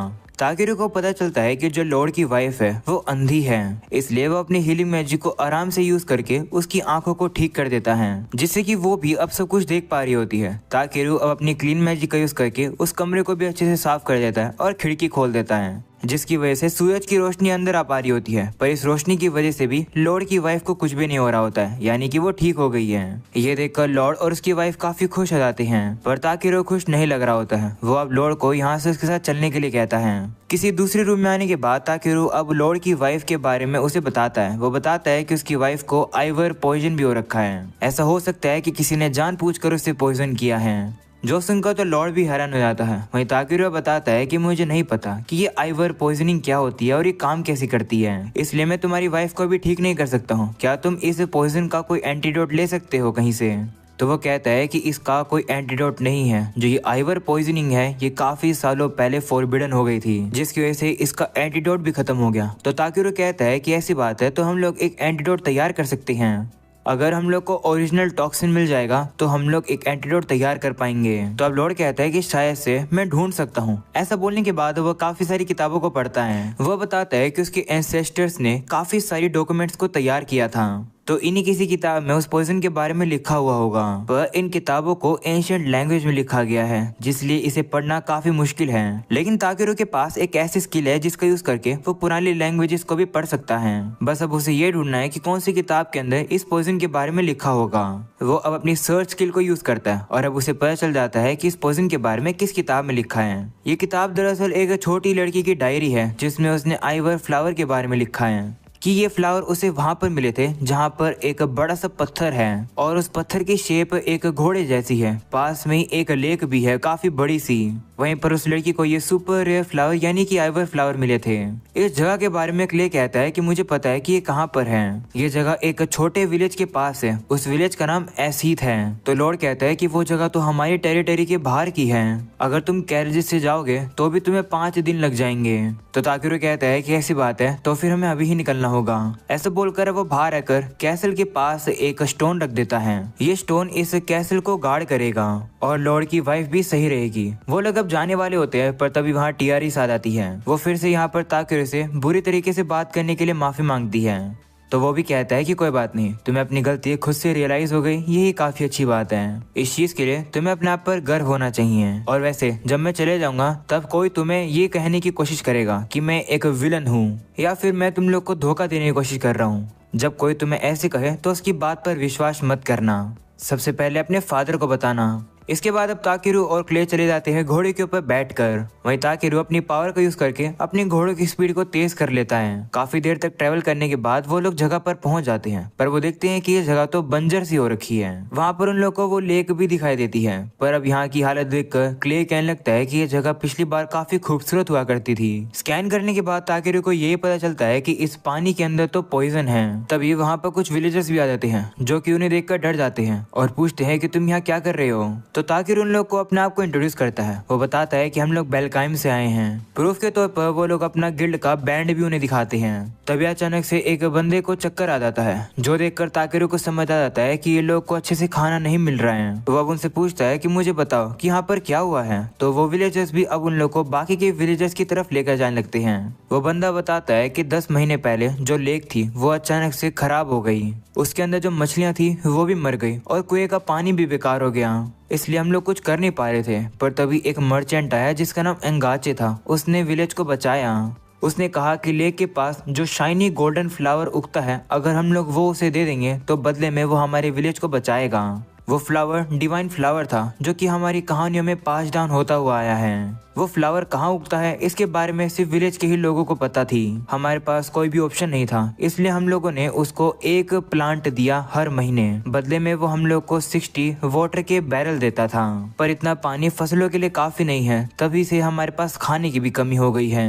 ये सारी बातें सुनकर क्ले कहता है कि कहीं ये डिवाइन फ्लावर वही आइवर फ्लावर तो नहीं है। तो वो कहता है कि हाँ, और सुनकर लगता है कि ये जो एंगाचे पर्सन है ये काफी बुरा पर्सन है। इस बात पर वो विलेजर्स मानते नहीं है। वो कहता है कि नहीं, उसने हमारे विलेज को बचाया है। तो ताकेरू कहता है कि एक बार सोच कर देखो, वो उसी टाइम कैसे आया जब पानी खराब हो गया, और जब मैंने लेक को चेक किया तब मुझे पता चला कि लेक भी पॉइजन हो रखी है। और अगर कोई पर्सन इस तरीके से एक टॉक्सिक प्लांट को हर महीने मांगता है तो ये तो काफी सस्पिशियस बात है। ये सुनकर बंदा हैरान हो जाता है। उसे खुद नहीं पता था कि वो जो फ्लावर है वो पॉइजनस है। ताकेरू अब उन्हें समझाता है कि हाँ, एंगाचे ने तुम लोगों को धोखा दिया है। ये सब सुनकर वो लोग अब काफी शौक हो जाते हैं और कहते हैं कि आखिर अब हम लोग क्या करें। वहीं अब ताकेरू सोचता है कि ये जो एंगाचे है ये काफी बुरा पर्सन है, उसने इस विलेज को परेशान किया है, मैं उसे माफ नहीं करूंगा।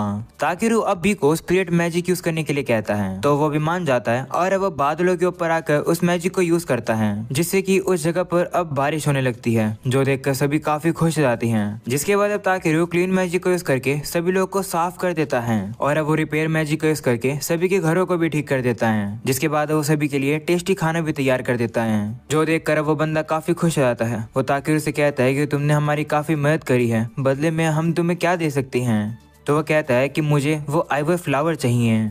जिससे मैं एक एंटीडोट तैयार कर सकूं। तभी वहाँ पर गोंजा और बाकी के बच्चे आ जाते हैं जो कि ताकेरू के साथ खेलने लगते हैं। वो लोग अब उसे अपने सीक्रेट बेस पर ले आते हैं। यहाँ पर उन लोगों ने लिडास फ्रूट को सेव कर रखा है। ताकेरू जैसे उन्हें टेस्ट करता है उसे पता चलता है कि इसका टेस्ट तो सोया सॉस की तरह है। तभी टीआरएस को दिखाया जाता है जो कि अब अलार्म की आवाज सुनकर अपने मदर की रूम की तरफ जा रही थी। वो याद करती है कि ताकेरू ने उसके रूम के अंदर एक अलार्म सेट किया था और जो कोई भी पर्सन जिसके बुरे इंटेंट होंगे, यानी कि जो भी लॉर्ड की वाइफ को नुकसान पहुंचाना चाहेगा और वो उस कमरे के पास आएगा तो ये अलार्म एक्टिवेट हो जाएगा।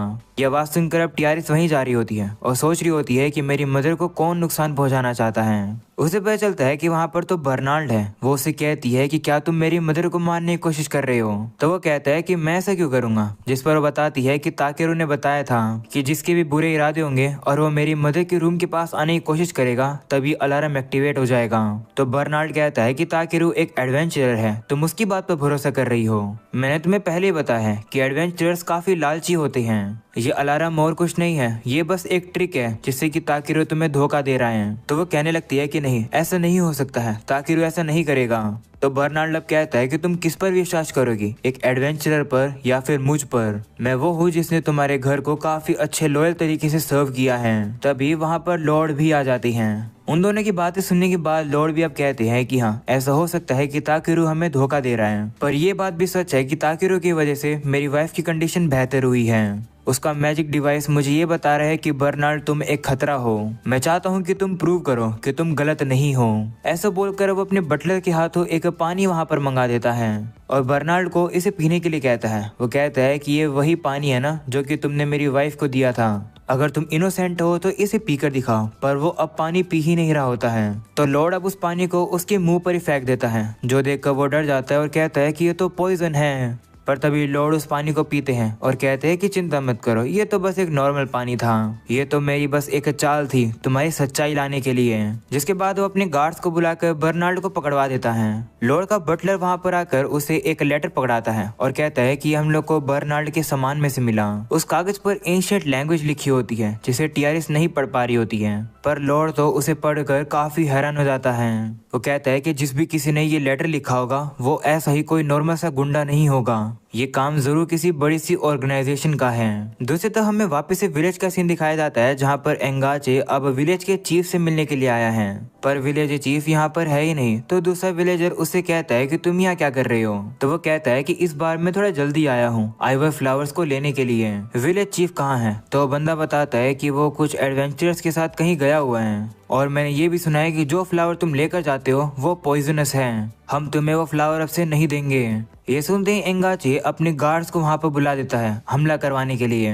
दूसरी तरफ विलेज चीफ को दिखाया जाता है जो कि अब ताकेरू और क्ले को उसी जगह पर ले आता है जहाँ पर वो फ्लावर्स हैं। स्कैन करने के बाद ताकेरू को पता चलता है कि इन फ्लावर्स का जन्म एक सीक्रेट बीस्ट होफवाल्फियर के आंसुओं से हुआ है। चीफ अब बताते हैं कि काफी समय पहले जो होफवाल्फियर था उसने हमारे एंसेस्टर्स को बचाया था, वो भी लेक डीमन से जो कि इस लैंड पर रूल किया करता था। तब ताकेरू भी एक फ्लावर को ले लेता है। तभी वहाँ पर वही विलेजर आकर उन्हें बताता है कि विलेज के ऊपर हमला हो गया है। तो अब वो लोग भी भागकर वहाँ पर पहुँचते हैं। वो लोग अब देखते हैं कि पूरे विलेज को तो जला दिया गया है। तो वो लोग अब मिलकर काम करते हैं और जाकर आग को बुझाते हैं और सभी विलेजर्स की जान बचाते हैं। उन्हें पता चलता है कि कोई भी विलेजर्स को नुकसान नहीं पहुँचा है, पर उनका विलेज जल चुका है और इन सब के पीछे एंगाचे का हाथ है। ताकेरू को अब यही पता चलता है कि एंगाचे अपने साथ गोंजा को भी ले गया। ये सुनकर क्ले गुस्से में आ जाता है और कहता है कि मैं उसे छोड़ूंगा नहीं। पर इससे ज्यादा तो ताकेरू को गुस्सा आ जाता है। वो सर्च यूज करके पता लगा लेता है कि वो लोग कहाँ पर हैं। तो वो लोग अब घोड़ों पर बैठकर जल्दी से वहां पर पहुंच जाते हैं। भी अब उन लोग को चेक करता है और आकर ताकेरू को बताता है कि वो लोग तो पार्टी कर रहे हैं। ये सुनते ही क्ले गुस्से में आ जाता है और कहता है कि पूरे विलेज को तबाह करके वो लोग सेलिब्रेट कर रहे हैं, मैं जा रहा हूँ, मैं उन्हें छोड़ूंगा नहीं। ऐसा बोलकर वो ट्रांसफॉर्म कर जाता है। तो अब ताकेरू उसे शांत होने के लिए कहता है। वो कहता है कि अगर हम लोग इस तरीके से जाएंगे तो वो लोग हमें नोटिस कर लेंगे और गोंजा खतरे में आ जाएगा। ताकेरू अब सोचता है कि अगर उन लोग को दुश्मनों पर हमला करना है तो उन लोग को छिपकर जाना होगा, पर कैसे? ताकेरू को एक स्किल मिल जाती है जिसका यूज करके वो उन दोनों को इनविजिबल कर लेता है और इसी तरीके से वो लोग कैसल में घुस जाते हैं। वो लोग अब नीचे वाला फ्लोर भी क्लियर कर देते हैं, पर अभी तक उन्हें गोंजा नहीं मिला है। हमें अब बाकी के लोगों को दिखाया जाता है। उन लोगों ने गोंजा को इसलिए पकड़ा है जिससे गोंजा उन लोगों को आइवर फ्लावर के बारे में बता दे कि वो कहाँ पर है। उनका प्लान ये है कि वो लोग लॉर्ड की वाइफ को बीमार करेंगे और जब लोगों को पता चलेगा कि सबसे बेस्ट हीलर्स भी उसे क्योर नहीं कर सकते हैं, उसे ठीक करने के लिए सिर्फ आइवर फ्लावर ही लगेगा। इससे उस फ्लावर की डिमांड बढ़ जाएगी और हम लोग जितने पैसे उनसे मांगेंगे फ्लावर के बदले में वो लोग हमें देंगे। ऐसे हम काफी पैसे कमा लेंगे। वो सभी लोग ये बात कर ही रहे थे जो सुनकर एंगाची गुस्से में आ जाता है और उन्हें चुप होने के लिए कहता है। पर हम देखते हैं कि ताकेरू और क्ले तो गेट के बाहर खड़े होकर उनके प्लान को सुन लेते हैं। ये सुनकर क्ले अपने गुस्से को कंट्रोल नहीं कर पाता है और अब उनके ऊपर हमला कर देता है। एंगाची हारने वाला होता है इसलिए वो अपने साथी से कहता है कि उन्हें यहाँ लेकर आ जाओ। तो उसका साथी कहता है कि लेकिन अभी तक हम उन्हें कंट्रोल नहीं कर सकते हैं। जिस पर वो कहता है कि मुझे फर्क नहीं पड़ता, बस उन्हें लेकर आओ। इतने में ही ताकेरू अब एंगाची के पास आकर अपनी आवाज को बदल कर कहता है कि बॉस आखिर वो बच्चा कहाँ पर है। तो एंगाची बता देता है कि वो दूसरी बिल्डिंग के अंदर है। ये सुनते ताकेरू गोंजा को बचाने के लिए चला जाता है। वह उसे सेफली यहाँ से लेकर जा ही रहा होता है, पर तभी अचानक से उसे वहाँ पर एक डीमन दिखाई देता है जो कि वही लेक डीमन है और वो वहाँ पर तबाही मचा रहा है। तो अब ताकेरू भी वहाँ पर पहुँच जाता है। उसे अब स्कैन करने के बाद पता चलता है कि ये तो एक अनोमोने है और इसकी रैंक बी है और इसे समन किया गया है। एंगाचे खुद इसे कंट्रोल नहीं कर पा रहा है। वो अब ताकेरू से कहता है कि प्लीज मेरी मदद करो। तो ताकेरू कहता है कि मैं क्यों तुम्हारी मदद करूं, ये तो तुम्हारी ही गलती है। इतने में ही वो मॉन्स्टर अब हमला करना शुरू कर देता है। हमला एंगाचे को भी लगने वाला होता है, पर तभी ताकेरू उसके ऊपर बैरियर लगा देता है। हमले की वजह से वो दूर तो उड़ जाता है, पर एंगाचे को कुछ होता नहीं है, वो बस बेहोश ही होता है। ताकेरू को अब ये पता चलता है कि इस मॉन्स्टर को जितनी बार भी काटोगे इसके टेंटिकल्स वापस ही उग जाती हैं। इसलिए वो आइस मैजिक का यूज करके सभी टेंटिकल्स को जमा देता है। पर इस मॉन्स्टर को हराने के लिए इस मॉन्स्टर के सर के ऊपर हमला करना होगा। तो क्ले भी मान जाता है और अब वो एक काफी पावरफुल मुक्का उस मॉन्स्टर के सर पर मारता है। पर इतना भी काफी नहीं होता है। वो मॉन्स्टर भी अब गुस्से में आ जाता है और अब वो उन लोगों के ऊपर हमला कर देता है। हमला लगने की वजह से अब तो ताकेरू और गोंजा भी हवा में उड़ जाते हैं। वहीं ताकेरू देखता है कि वो लोग अब नीचे गिर रहे हैं, इसलिए वो अब बी से कहता है कि गोंजा को संभालो। ऐसे बोलकर वो गोंजा को अब बी को पकड़ा देता है, लेकिन अब ताकेरू खुद जाकर उस पॉइजनस लेक के अंदर गिर जाता है। पानी में गिरने के बाद भी अब ताकेरू सोचने लगता है कि मुझे विश्वास नहीं हो रहा है, दूसरे लोगों की जान को बचाने के लिए मैं अपनी खुद की जान खतरे में डाल रहा हूँ। कभी कभार मेरी बॉडी इसी तरीके से अपने आप ही मूव करने लग जाती है। तभी उसके सामने वही गॉड आ जाता है। वो उसे कहता है कि भले ही तुम कंप्लेन करते हो, पर फिर भी तुम अपने सामने वाले लोगों को कभी भी अबैंडन नहीं करते हो। तुम्हारी ही वजह से ये दुनिया बेहतर तरीके से बदल रही है। हाँ, मैं मानता हूँ कि तुम्हारी वजह से कुछ साइड इफेक्ट्स भी अपीयर हुए हैं इस दुनिया के अंदर, पर चलो कोई बात नहीं, तुम एक अच्छे पर्सन हो, इसलिए मैं तुम्हें एक गिफ्ट दे रहा हूँ क्योंकि मुझे भी इस दुनिया की चिंता है। मैं तुम्हारी विश को पूरा करूंगा। तो अब ताकेरू भी कहता है कि मुझे अभी तक नहीं मरना है, मुझे अभी भी काफी सारी चीजें करनी है, मुझे काफी सारा खाना खाना है, मुझे बी को भी बड़ा होता हुआ देखना है, मैं देखना चाहता हूँ कि क्ले कैसा है। हाँ, मुझे याद आया, मुझे तो एक अल्टीमेट सीजर भी मिलने वाली थी। ताकेरू अब पानी में डूबकर मरने वाला ही होता है, पर तभी वहाँ पर एक सफेद घोड़ा आ जाता है जो कि उसे पानी से बाहर निकाल देता है। ये घोड़ा दरअसल एक घोड़ी है। वो बताती है कि वो होपफुल फियर है, यानी कि वही सेक्रेड बीस्ट। वो अब ताकेरू को दिखाती है कि वो जो पानी जो पॉइजन हो रखा था वो अब पूरी तरह से साफ हो जाता है। वो बताती है कि ये तुम्हारी वजह से हुआ है, तुमने मेरी लैंड को प्यूरिफाई कर दिया। स्टैगमेंट माना की वजह से ये जगह चौक हो गई थी, मेरी पावर्स को भी मैं यूज नहीं कर पा रही थी। इस लैंड को उपजाऊ बनाने के लिए ही और पानी को क्लियर करने के लिए ही मैंने आइवर फ्लावर्स को क्रिएट किया था। उसके अंदर मैंने प्यूरिफिकेशन डाली थी। जब मेरी पावर्स को यूज करने की वजह से मैं थक गई थी, तब मैं एक पत्थर में बदल गई। जब तुम पानी में गए तब तुम्हारे साथ वो आइवर फ्लावर भी गया, इससे पानी प्योर हो गया, इससे मुझे मेरी पावर्स भी वापस मिल गई।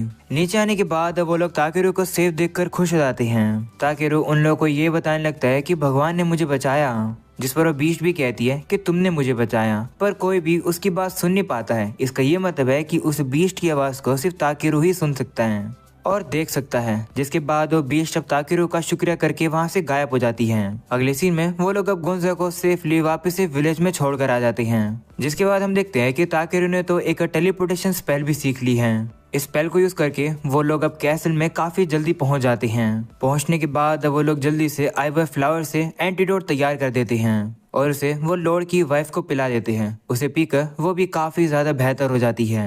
स्कैन करने के बाद ताकिरो को ये पता चलता है कि अब उसके ऊपर से वो पॉइजन खत्म हो गया है। ये सुनकर टीआरएस और लॉर्ड काफी ज्यादा खुश हो जाते हैं और वो जाकर उसे गले लगा लेते हैं। अगले सीन में विलेज का सीन दिखाया जाता है, जहाँ पर अब वो सभी लोग मिलकर विलेज को रिबिल्ड कर रहे हैं और अब विलेज पूरी तरह से सेफ है। ये देखकर अब चीफ काफी ज्यादा खुश हो जाता है और वो ताकिरो का शुक्रिया करता है। वो कहता है कि तुमने हमारी मदद करी, मुझे नहीं पता कि बदले में मैं तुम्हारे लिए क्या कर सकता हूँ। तो ताकिरो कहता है कि तुम कुछ कर सकते हो। ऐसा बोलने के बाद वो एक बॉइल्ड पोटैटो लेता है और उसके ऊपर वही उस फ्रूट का रस निकाल देता है, जिससे कि सोया सॉस बनता है। वो अब ये उस चीफ को ट्राई करने के लिए कहता है। जैसे वो इसे ट्राई करता है उसे ये काफी ज्यादा टेस्टी लगता है। ताकिरो अब उसे कहता है कि मैं चाहता हूँ कि तुम इस लिडास फ्रूट को मुझे बेचो और इससे जो प्रॉफिट मिलेगा उसका यूज करके मैं लिडास फील्ड को एक्सपेंड कर दूंगा। तो अब चीफ कहता है कि तुम इतने सभी को कैसे यूज करोगे।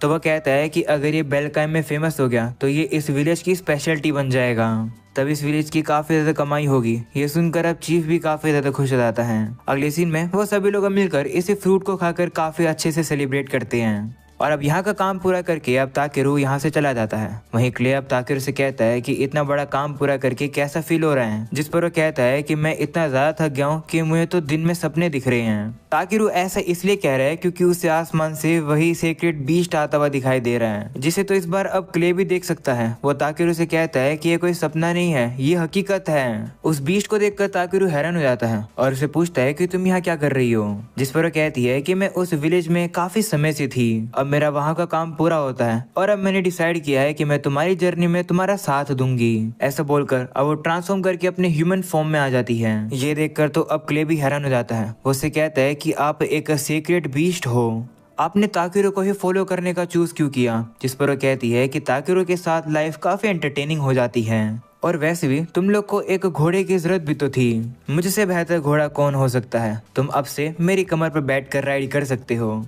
अब बताओ कि हम लोग को कहाँ पर जाना है, तुम लोग को जहाँ भी जाना होगा मैं तुम्हें लेकर चलूंगी। ये सुनकर अब ताकिरो शौक हो जाता है। वो सोचता है कि मुझे एक घोड़ा तो चाहिए था, पर घोड़े के तौर पर मुझे एक भगवान मिल रहा है, वो भी एक पार्टी मेंबर के तौर पर, क्या ऐसा अलाउड भी है। जिसके बाद अब ताकिरो ग्रुसास के पास आकर अब उससे कहता है कि क्या तुम मेरे लिए अब वो सीजर्स तैयार कर सकते हो, जिस पर वो भी कहता है कि हाँ, जो और तुम लेकर आए थे उसकी वजह से मैंने एक ऐसी कमाल की तलवार क्रिएट करी कि मुझे फर्स्ट प्राइज मिला, इस वजह से मैं काफी खुश हूँ। मैं तुम्हारे लिए ऐसे सीजर्स तैयार करूंगा जो कि किसी ने भी नहीं देखी होगी। ये सुनकर ताकिरो खुश हो जाता है और अब वो वहाँ से जाने लगता है। बाहर आकर अब उसे वही सीक्रेट बीस्ट यानी कि पुनी दिखाई देती है। वो ताकिरो से पूछती है कि क्या तुम्हारा काम हो गया, जिस पर वो कहता है कि हाँ, ग्रुसास को थोड़ा सा टाइम लगेगा उन सीजर्स को तैयार करने में। इतने में वहाँ पर ग्रेट आ जाता है। वो अब ताकिरो को फेस्टिवल के बारे में बताता है जो कि साल में एक बार होता है। फेस्टिवल को गिल्ड होस्ट करती है एक गैदरिंग के तौर पर। इस फेस्टिवल में मटेरियल गैदरिंग कंपटीशन भी होता है और वो चाहते हैं कि ताकिरो भी इस कंपटीशन के अंदर पार्टिसिपेट करें। ये सुनकर ताकिरो कहता है कि मैं अपने क्लाइंट्स के लिए मटेरियल्स गैदर करता हूँ, इतना ही मेरे लिए काफी है। तो ग्रेट कहता है कि हाँ मुझे पता है, पर ये रिक्वेस्ट एक इम्पोर्टेंट पर्सन की पर्सनल रिक्वेस्ट है। ये रिक्वेस्ट बेलकाइम के लॉर्ड की तरफ से आई है। तो ताकिरो हैरान हो जाता है और कहता है कि पर क्यों। तो ग्रिड बताता है कि ये फेस्टिवल उन्हीं की पैट्रोनेज के अंडर हो रहा है, इसलिए स्पेसिफिकली वो चाहते हैं कि तुम पार्टिसिपेट करो। तो अब ताकिरो भी सोचता है कि अगर लॉर्ड चाहते हैं तो मैं उन्हें मना नहीं कर सकता हूँ। तो अब वो पार्टिसिपेट करने के लिए मान जाता है। इसके बाद हमें अब कुछ दिन बाद का सीन दिखाया जाता है, जहाँ पर पार्टिसिपेट करने के लिए काफी बड़ी भीड़ आई हुई है। जहाँ पर अब गिल्ड मास्टर सभी लोगों को इस चैलेंज के बारे में बताने लगता है। वो बताता है कि स्पेशल रिक्वेस्ट खुद लॉर्ड की तरफ से आई है। लॉर्ड अपनी वाइफ को एक गिफ्ट देना चाहती है क्योंकि उनकी वाइफ हाल फिलहाल में ही ठीक हुई है। तुम लोग का मिशन है रेनबो शीप 7 कलर वुल को इकट्ठा करके लाना। ये सुनकर ताकिरो कंफ्यूज हो जाता है और कहता है कि ये कैसा मटेरियल है, इसके बारे में तो मैंने कभी भी नहीं सुना। वहीं अब गिल्ड मास्टर कहता है कि इससे फर्क नहीं पड़ता कि तुम्हारी रैंक क्या है, कोई भी जाकर इस वुल को ढूंढ सकता है, बस वो लकी होना चाहिए है। अगर तुम्हें नहीं पता कि वो मटेरियल कैसे दिखता है तो वो तुम्हारी गलती है, तुम किसी दूसरे पर्सन से जाकर नहीं पूछ सकते उसके बारे में। मैं मानता हूँ कि नेटवर्किंग यानी कि दूसरे लोगों से पूछना एक एडवेंचरर के लिए बेनिफिट होता है, पर ये जो टेस्ट है ये एक इंडिविजुअल की गैदरिंग स्किल्स के ऊपर निर्भर करता है। इससे पता चलेगा कि एक पर्सन की गैदरिंग स्किल कितनी कमाल की है। अगर तुम्हें फिर भी नहीं पता उस मटेरियल के बारे में तो जाकर पब्लिक रिसोर्सेज को यूज करो।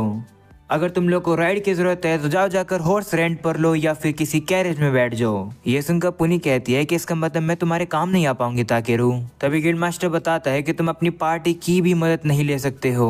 अगर तुम इस कंपटीशन को जीत जाते हो तो सारी ग्लोरी और प्राइज तुम्हारा होगा। तो वो लोग भी अब मान जाते हैं। ये सब सुनने के बाद अब क्ले कहता है कि चलो, इसका मतलब है कि हम लोग एक पार्टी में रहकर काम नहीं कर सकते हैं। अब तुम क्या करोगे ताकेरू? अच्छी बात यह है कि इन्होंने मैजिक को यूज करने से मना नहीं किया है। अगर तुम टेलीपोर्टेशन स्पेल को यूज करोगे तो तुम आधे घंटे में ही आ जाओगे। जिस पर अब ताकेरू कहता है कि नहीं, मैं ऐसा नहीं करूंगा, क्योंकि अगर मैंने ऐसा किया तो मेरे ऊपर काफी सारी कंप्लेन आएंगी और काफी अटेंशन भी आएगा। वहीं बीबी काफी ज्यादा उदास है क्योंकि वो इस कंपटीशन में ताकेरू का साथ नहीं दे सकता है। वो अब काफी ज्यादा रो रहा होता है। वो अब ताकेरू का साथ छोड़ ही नहीं रहा होता है। तो पुनी अब आकर उसे गले लगा लेती है। तो अब बीबी थोड़ा बहुत शांत हो जाता है और वो सो जाता है। ये देखकर अब वो लोग हैरान हो जाते हैं और उससे पूछते हैं कि तुमने ये क्या किया? तो वो कहती है कि कुछ नहीं, मैंने बस अपने मैजिक का यूज किया। ऐसा बोलकर वो ताकेरू से कहती है कि मैं बी का ख्याल रखूंगी, तुम बिना चिंता के कंपटीशन में पार्टिसिपेट करो। तो ताकेरू भी मान जाता है। जिसके बाद वो सबसे पहले एक लाइब्रेरी में आता है और अब वो सर्च स्पेल का यूज करके रेनबो शिप के बारे में उसे जितना ही पता चल सकता है वो पता लगा लेता है। उसे पता चलता है कि वो माउंट टोकोरवाना में मिलेंगे। तो अब ताकेरू काफी ट्रैवल करता है और अब वो फाइनली वहाँ माउंटेन पर पहुंच जाता है। उसे वो शीप भी दिखाई दे जाती है जो कि अलग अलग कलर में होती हैं। बुक में लिखा था कि इन लोगों को पकड़ना काफी मुश्किल होता है क्योंकि इनकी स्पीड काफी तेज होती है। तो ताकेरू अब अपने स्किल का यूज करके उनसे प्यार से बात करता है। वो उनसे कहते हैं कि प्लीज मुझे अपनी वूल दे दो। तो वो सभी लोग भी अब मान जाती हैं और एक एक करके वो लोग अपनी वूल ताकेरू को देने लगते हैं। वो लेकर ताकेरू अब वहाँ से जा ही रहा होता है, पर तभी उसे वहाँ पर एक उड़ता हुआ फ्लाइंग ड्रैगन दिखाई देता है, जिसे देखकर ताकेरू सोचता है कि शायद एक दिन बी भी ऐसा ही दिखेगा। जिसके बाद अब ट्रैवल करके ताकेरू अब वापस पहुंच जाता है और अब गिल्ड मास्टर अनाउंस करता है कि इस कंपटीशन का विनर है ताकेरू, क्योंकि वही सबसे पहले उन वुल को लेकर आया है। अगले सीन में गिल्ड मास्टर अब ताकेरू को बुलाकर कहता है कि हम तुम्हारी रैंक FB कर रहे हैं। ये टाइटल हम उन लोगों को देते हैं जिन्हें हम ऑलराउंडर बुलाते हैं। ऐसा हम लोग इसलिए कर रहे हैं क्योंकि तुम्हारी रैंक इस समय पर F है, पर फिर भी तुम कभी कभार अपने क्लाइंट्स के लिए कुछ हाई क्वालिटी के मटेरियल्स को लेकर आ जाते हो, जिसकी वजह से मार्केट में वैल्यू बिगड़ जाती है। तो जब अगली बार तुम कोई एक्स्ट्रा अच्छी क्वालिटी का सामान लेकर आओगे तब हम लोग तुम्हें उसकी एक्स्ट्रा पेमेंट देंगे। इसका ये मतलब है कि हम लोग चाहते हैं कि तुम जितनी स्किल का यूज करके चीजों को कलेक्ट करते हो तुम्हें उतने ही पैसे अच्छे मिले। सिर्फ मैं ही नहीं, बाकी के सभी लोग भी चाहते हैं कि तुम्हारी रैंक बढ़े, पर तुम नहीं चाहते हो कि तुम्हारी रैंक बढ़े। इसलिए हम लोगों ने ये तरीका ढूंढा है जिससे कि तुम्हें अच्छे पैसे मिल जाएंगे और तुम्हारी रैंक भी बढ़ाने की जरूरत नहीं है। ये सुनने के बाद अब ताकेरू सोच में पड़ जाता है। वो सोचता है कि मैं सभी लोग के लिए प्रॉब्लम्स खड़ी नहीं करना चाहता था, पर मुझे पता नहीं था कि सभी लोग मेरे लिए इतना सोचते हैं। तो वो भी अब मान जाता है अपनी रैंक को बढ़वाने के लिए और अब उसकी रैंक FB रैंक हो जाती है। इतने में आरियाना वहाँ पर आ जाती है। वो कहती है कि इमरजेंसी है, एक फॉरेस्ट वॉर्म अचानक से मेन रोड पर दिख गया और वो काफी जल्द सिटी में पहुंच जाएगा। जोसुन का गिल्ड मास्टर कहता है कि नॉर्मल एडवेंचरर्स उसे हैंडल नहीं कर पाएंगे, इसलिए तुम्हें संभालना होगा उन्हें। तो वो लोग भी अब मान जाते हैं और अब वो लोग फॉरेस्ट में पहुंच जाते हैं उस वॉर्म से लड़ने के लिए। वो लोग अब ये देखकर काफी ज्यादा हैरान हो जाते हैं कि इस वॉर्म का साइज तो कुछ ज्यादा ही बड़ा है। तभी अचानक से वो लोग अब देखते हैं कि उस वॉर्म के ऊपर तो वेल बैठी थी। वो अब ताकेरू को देखकर काफी खुश हो जाती है और कहती है कि मैं इतने समय से तुम्हें ही ढूंढ रही थी। ऐसा बोलकर अब वो ताकेरू के पास आ रही होती है, पर अब उसमें से काफी गंदी बदबू आ रही होती है, जो देखकर ताकेरू क्लीन यूज करके उसे ठीक कर देता है, यानी कि नहला देता है। जिसके बाद वो उसे पूछने लगता है कि आखिरकार तुम इस बड़े से मोस्टर पर राइड क्यों कर रही हो? तो वो कहती है कि क्या तुम मेरे लिए एक काम करोगे, तुम्हें एक यूनिकॉर्न चाहिए था, है ना? तो इसलिए मैं अपने साथ ये काइरेसिस को लेकर आई हूँ। मेरे होम टाउन में ये मेरा बेस्ट फ्रेंड हुआ करता था। तब ताकेरू को भी उस कीड़े में से काफी बदबू आने लगती है। तो ताकेरू उसके ऊपर क्लीन यूज करता है, जो देखकर वो वॉर्म डर जाता है और वो जमीन में चला जाता है। ताकेरू अब वेल से कहता है कि माफ करना, पर मुझे इतना भी बड़ा कोई जानवर नहीं चाहिए जिसके ऊपर मैं राइड कर सकूं।